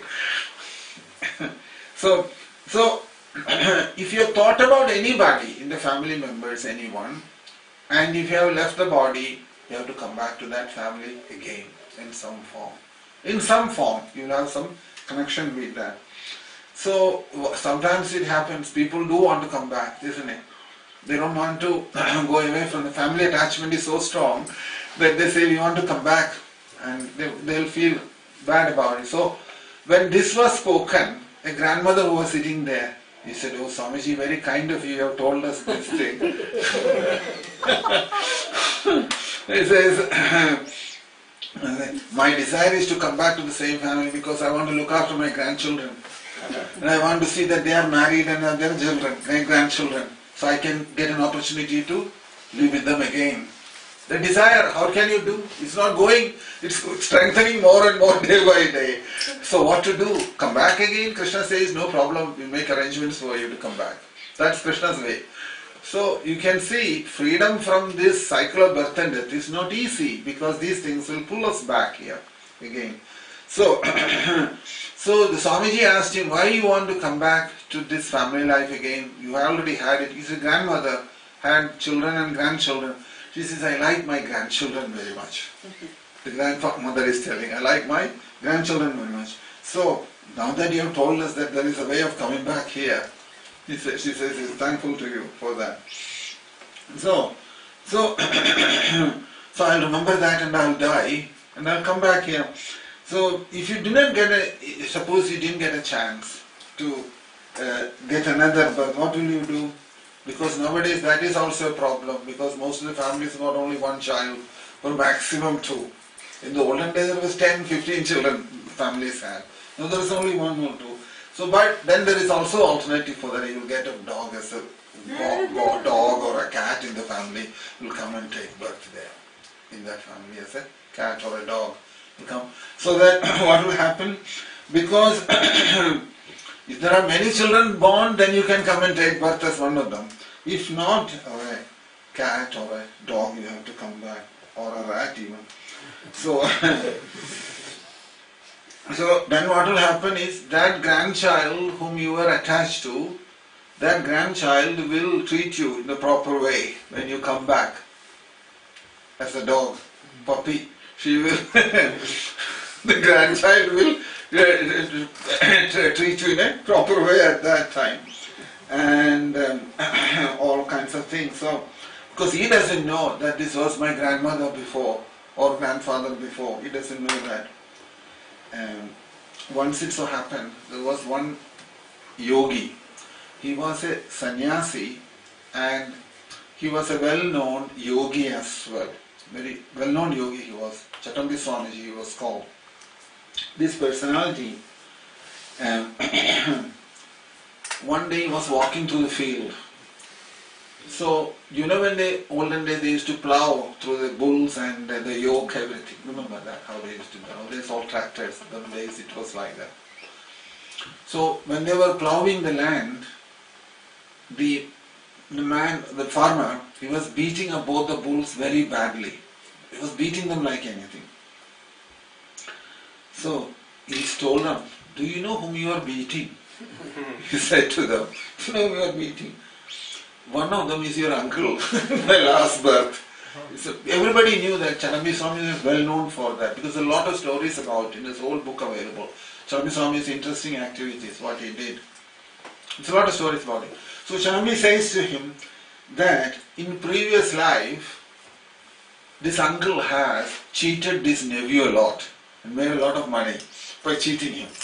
So he has come back here and the nephew has to square it up, and that's why I'm smiling. That so he left this body, uncle left this body, and he has come back and taken birth here in the form of this bull. So I'm just, he says, you got this, you're finishing up your, he told him the whole story. He said, you are beating him like this because this is what it is, what has happened between you and the bull in your previous life. The same Chatambi Swami, the interesting story about him was Chatambi Swamiji met Vivekananda and they had a mutual discussion about Lalita Sahasranam. It's a very interesting discussion they had. But once what happened was the king of Travancore, he invited Chatambi Swamiji there and wanted to honor him and give him a good feast and give him some presents and everything, being a very highly elevated sannyasi like that. Chatambi Swamiji told him that I can't come alone, other people will come with me. There will be, how many people will come? He said, only 500 people will come with me, he said, for the feast. You can't just honor me alone, he said. So when Chatambi said that, king said, alright, it's only 500, isn't it? We can accommodate them. So everything was arranged, and one particular day he came there. So about the feast was going to start, at that time, that when the feast was going to start, the king asked Chatambi Swamiji, you told that 500 people are coming, where is everybody? You're only one person had come. He says, wait, this is 12 o'clock or something, the feast is going to start. He says, wait for some time, so they will all come, he said. Put the, the leave for everybody, for the feast. Put the leave for everyone, he said. So the king organized everything, 500 people, seating arrangement, everything was put on. For 500 people to sit and have the feast. And exactly at 12 o'clock, one after the other, 500 dogs came. one after the, all in a very disciplined way. They all came and they all sat in front of each leaf. Banana leaf, they all sat. And Chadambi Swami said, now you can serve the food. They served the food. All of them ate the food, and after finishing, they folded the leaf together and took it with their mouth and took it to the place where they had to drop the leaf. They went and did that, and they all disappeared. So the king was in a shock seeing these Chadambi Swamiji's 500 friends who had come with him for the feast. And he says to them that these dogs are your friends. He's saying, no, don't say like that. He said, they were all big people in previous life. This life, they had to come as a dog. And it so happened that they happened to be my friends. But in previous life, they were very big people. Some of them were big positions they had under the government and in the business and all that. But due to their activities, they had to get the dog's body. And that's why they have come here. And the king honored that, respected, gave him all the honors and everything, and sent him away from there. So that story is there about Chadambi Swami. So point was that he said to this nephew of this uncle that your uncle has come and he has taken, he has cheated you very much, and therefore, because while leaving the body, the uncle was thinking about it, what he has done to his nephew. You see how that link happened? Then what will happen is, suppose you have done something like that in life to somebody else, to someone else, and if you leave the body in those thoughts, because guilt will be there inside, isn't it? Something you have done to cheat someone or done something really heavy to somebody, and you feel guilty about it, you may leave the body with that guilt. And that's what Krishna is saying here, Yam Yam Bhav Vismaran Bhav. If that happens, you have to come back and take birth in some way connected with that person. So any thoughts in relationship with anyone, if it comes at the time of death, you have to come back again. That is how serious the whole thing is. Yam Yam Bhav Vismaran Bhavam. That's why if you look at the words, Krishna has used yam yam, tam tam. That means twice he is stressing that point. There is no escape from this. Yam yam vismaran bhavam, tam tam vedi kaunteya, he says. That means if you had done that, then you have to come back. That is the question. Yam yam vismaran bhavam, tejatyande kalevaram, tam tam vedi kaunteya, sada tad bhava bhavita. Now you can understand how it happens, isn't it?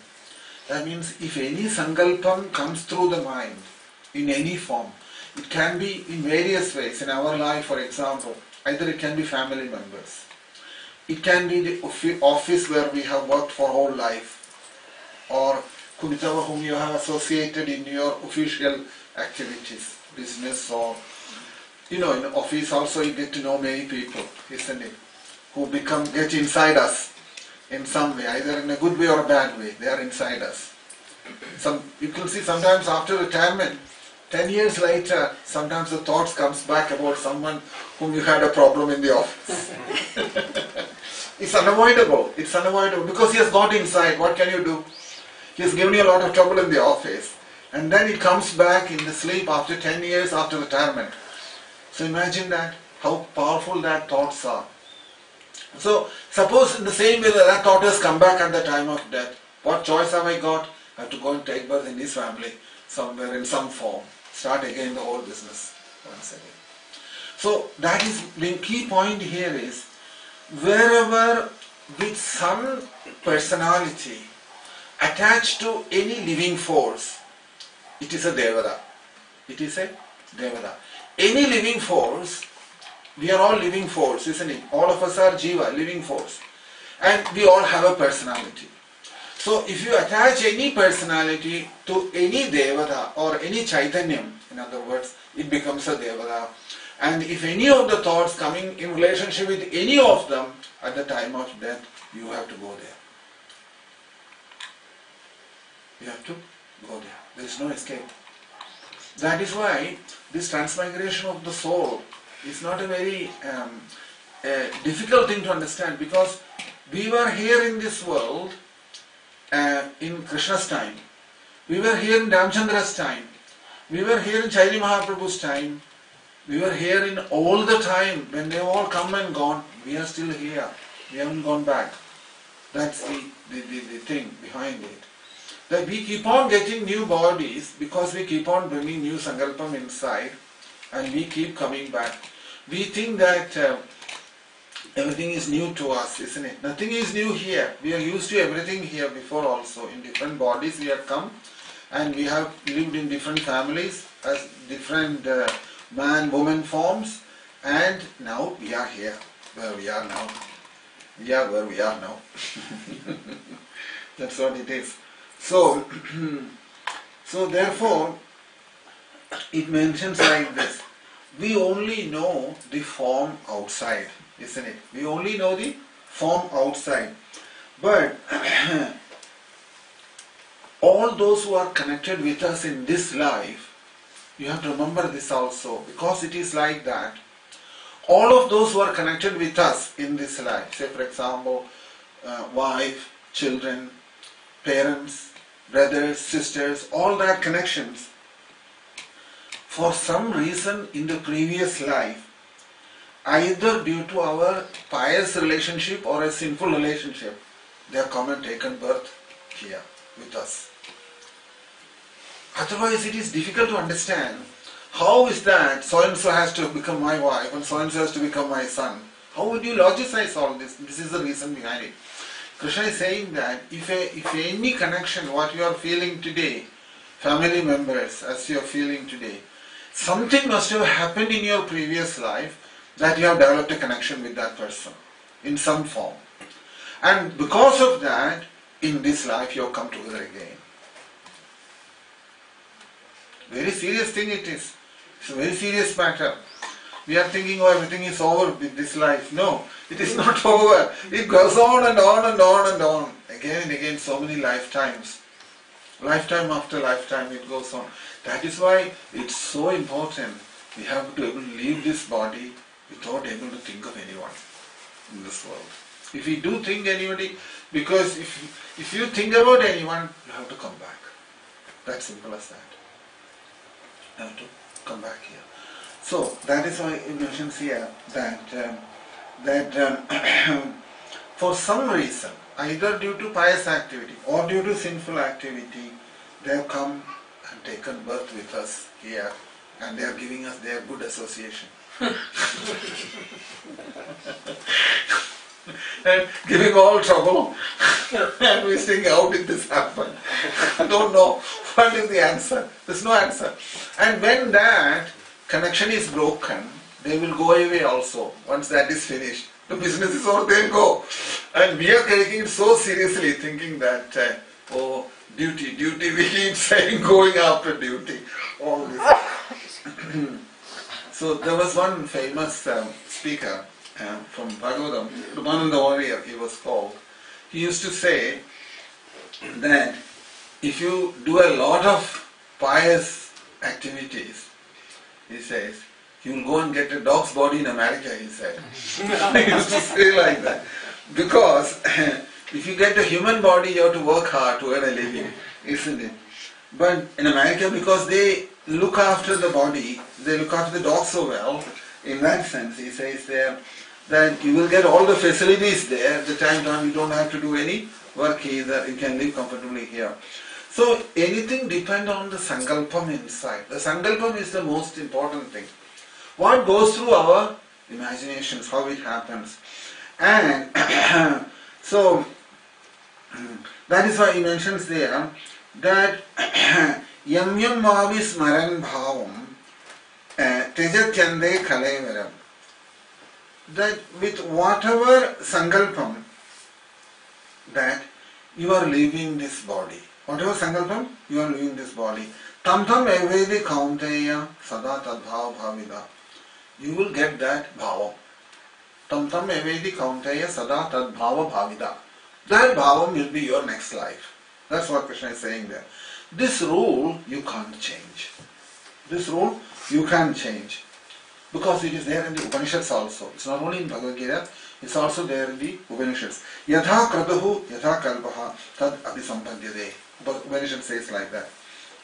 So, according to your sankalpam, or according to your bhavana, or according to your imaginations, what is going through your mind, next life will be, you will be pulled by Udana Vayu. You know the 5 Vayus inside, isn't it? Pranan, Apanan, Vyanan, Udanan, Samanan. 5 of them.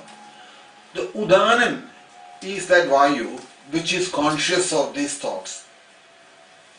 Whatever imagination thoughts that comes at that time, Udana Vayu, Udana is one of the 5 prana, that will take the subtle body from inside with the jiva and will take you to that next destination where it has to go.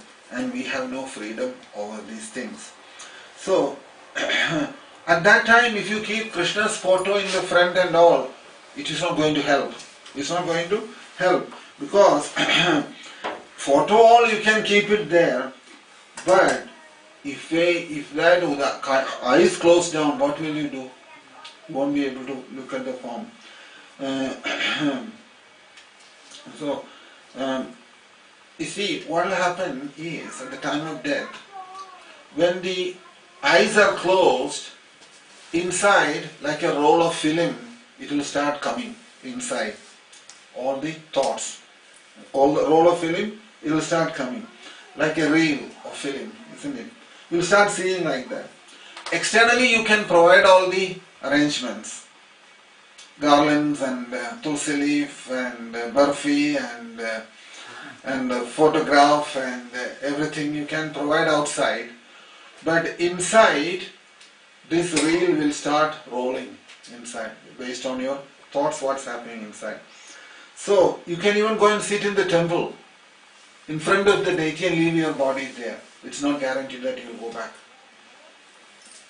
Because that is how it works. The system is so complex that there is no use. So, what is inside, it will come out. So, what is inside is more important than what is outside you have arranged. What you have arranged here. That is why, if you look into Bhagavatam, you will see there, in front of Bhishma, in the Mahabharata, Krishna, Yudhishthira and all the other Pandavas, they all went to see Bhishma, who was lying on the bed of arrows. You know that. He went to see Bhishma, who was lying on the bed of arrows. Bhishma saw them, and tears started coming from Bhishma's eyes. And he asked Krishna, why have you come? There is a hint in that in the Bhishma Suri. We will see there.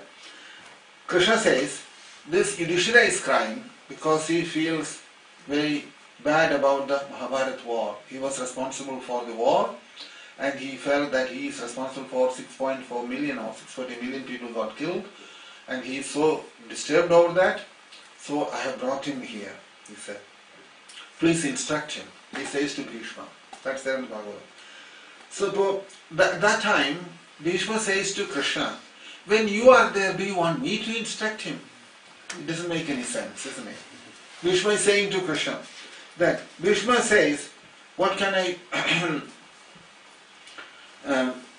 Krishna says to Bhishma, he doesn't trust me. Even Vedavyas instructed him, he doesn't trust him either. Therefore, I brought him here to you. He says. So at that time, what we have spoken, it's not working. Therefore, please, you should instruct. He says. Who says this? Bhishma says to, Krishna says to Bhishma, you should instruct him.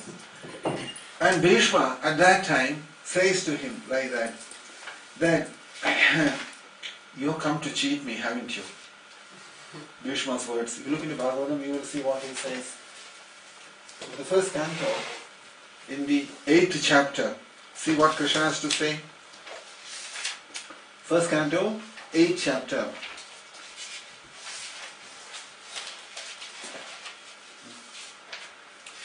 verse 46.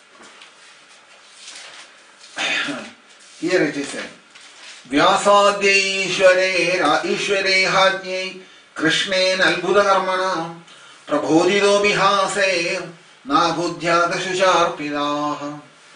Vyasadya Ishware Hajye Krishnen Albhudakarmana Prabodhido Bihase Nabudhyada Shusharpidaha. That it says, Vyasadya Ishware Hajye Krishne Albhudakarmana. Even Vedavyasa Maharshi, who is a highly realized soul, who can see things much deeper level, even he does not understand what decision Krishna has made. Krishna Albhuda Karmana, he says there. Whatever Krishna does is Albhuda Karma. Albhuda Karma means wonderful deed. That's what he has done. Vyasadya Ishware Ajye Krishna Albhuda Karmana. Prabodhido Bihasirna Buddhyada Shucharpita.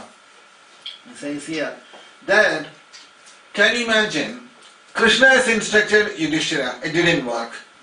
And Bhishma is going to instruct and it's going to work. How can it be?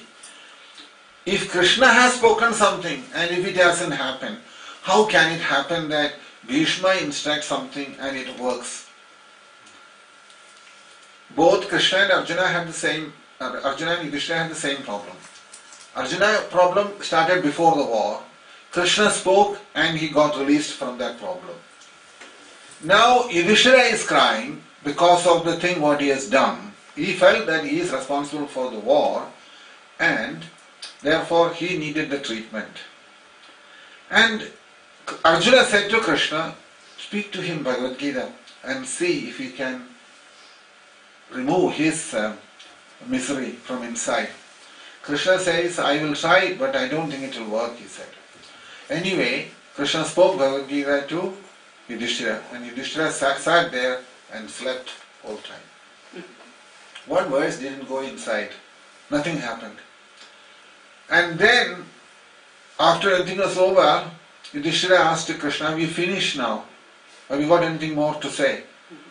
Krishna understood the situation, that it's not working. So he says, suppose if Bhishma tells you, will you understand? Basically, what was the problem? Kartrutva. I am the doer. Arjuna suffered the same problem. Krishna managed to get rid of it from Arjuna, isn't it?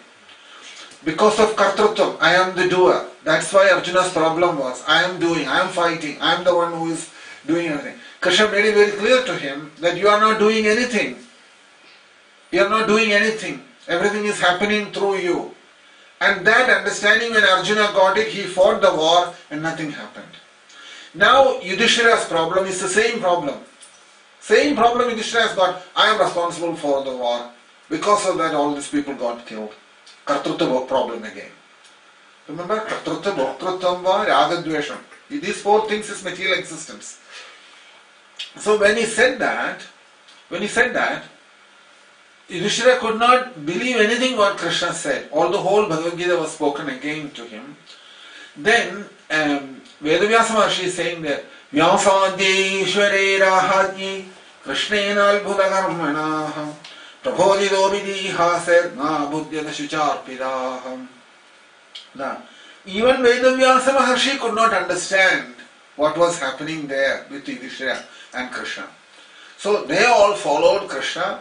And the Pandavas, everybody followed Krishna going to Bhishma. Krishna asked Yudhishthira, if Bhishma tells you that you have not done anything wrong, you have not broken the principle of dharma, will you be satisfied? Immediately, Yudhishthira got angry with Krishna and says to him, you got him also killed in the war, haven't you? He said. Because he has forgotten that Bhishma hasn't left the body yet. He's lying on the bed of arrows. So Krishna told him, no, he hasn't left yet. He's still lying there. That was the last day. And that day, Krishna was supposed to come there with Yudhishthira. Krishna knew all these things and Bhishma was still lying there. On the 18th day Mahabharata war, but this is the 58th day this incident is happening. So they all together walked to Bhishma, and that is where this conversation happened. Prabodhido idihase na buddhyada shucharpidaha. So here the thing is this, that so he says to him, to Bhishma, Krishna says, We have tried very hard, it's not working. Bhishma says, you have come to cheat me, yes, haven't you? He says to Krishna that in the form, in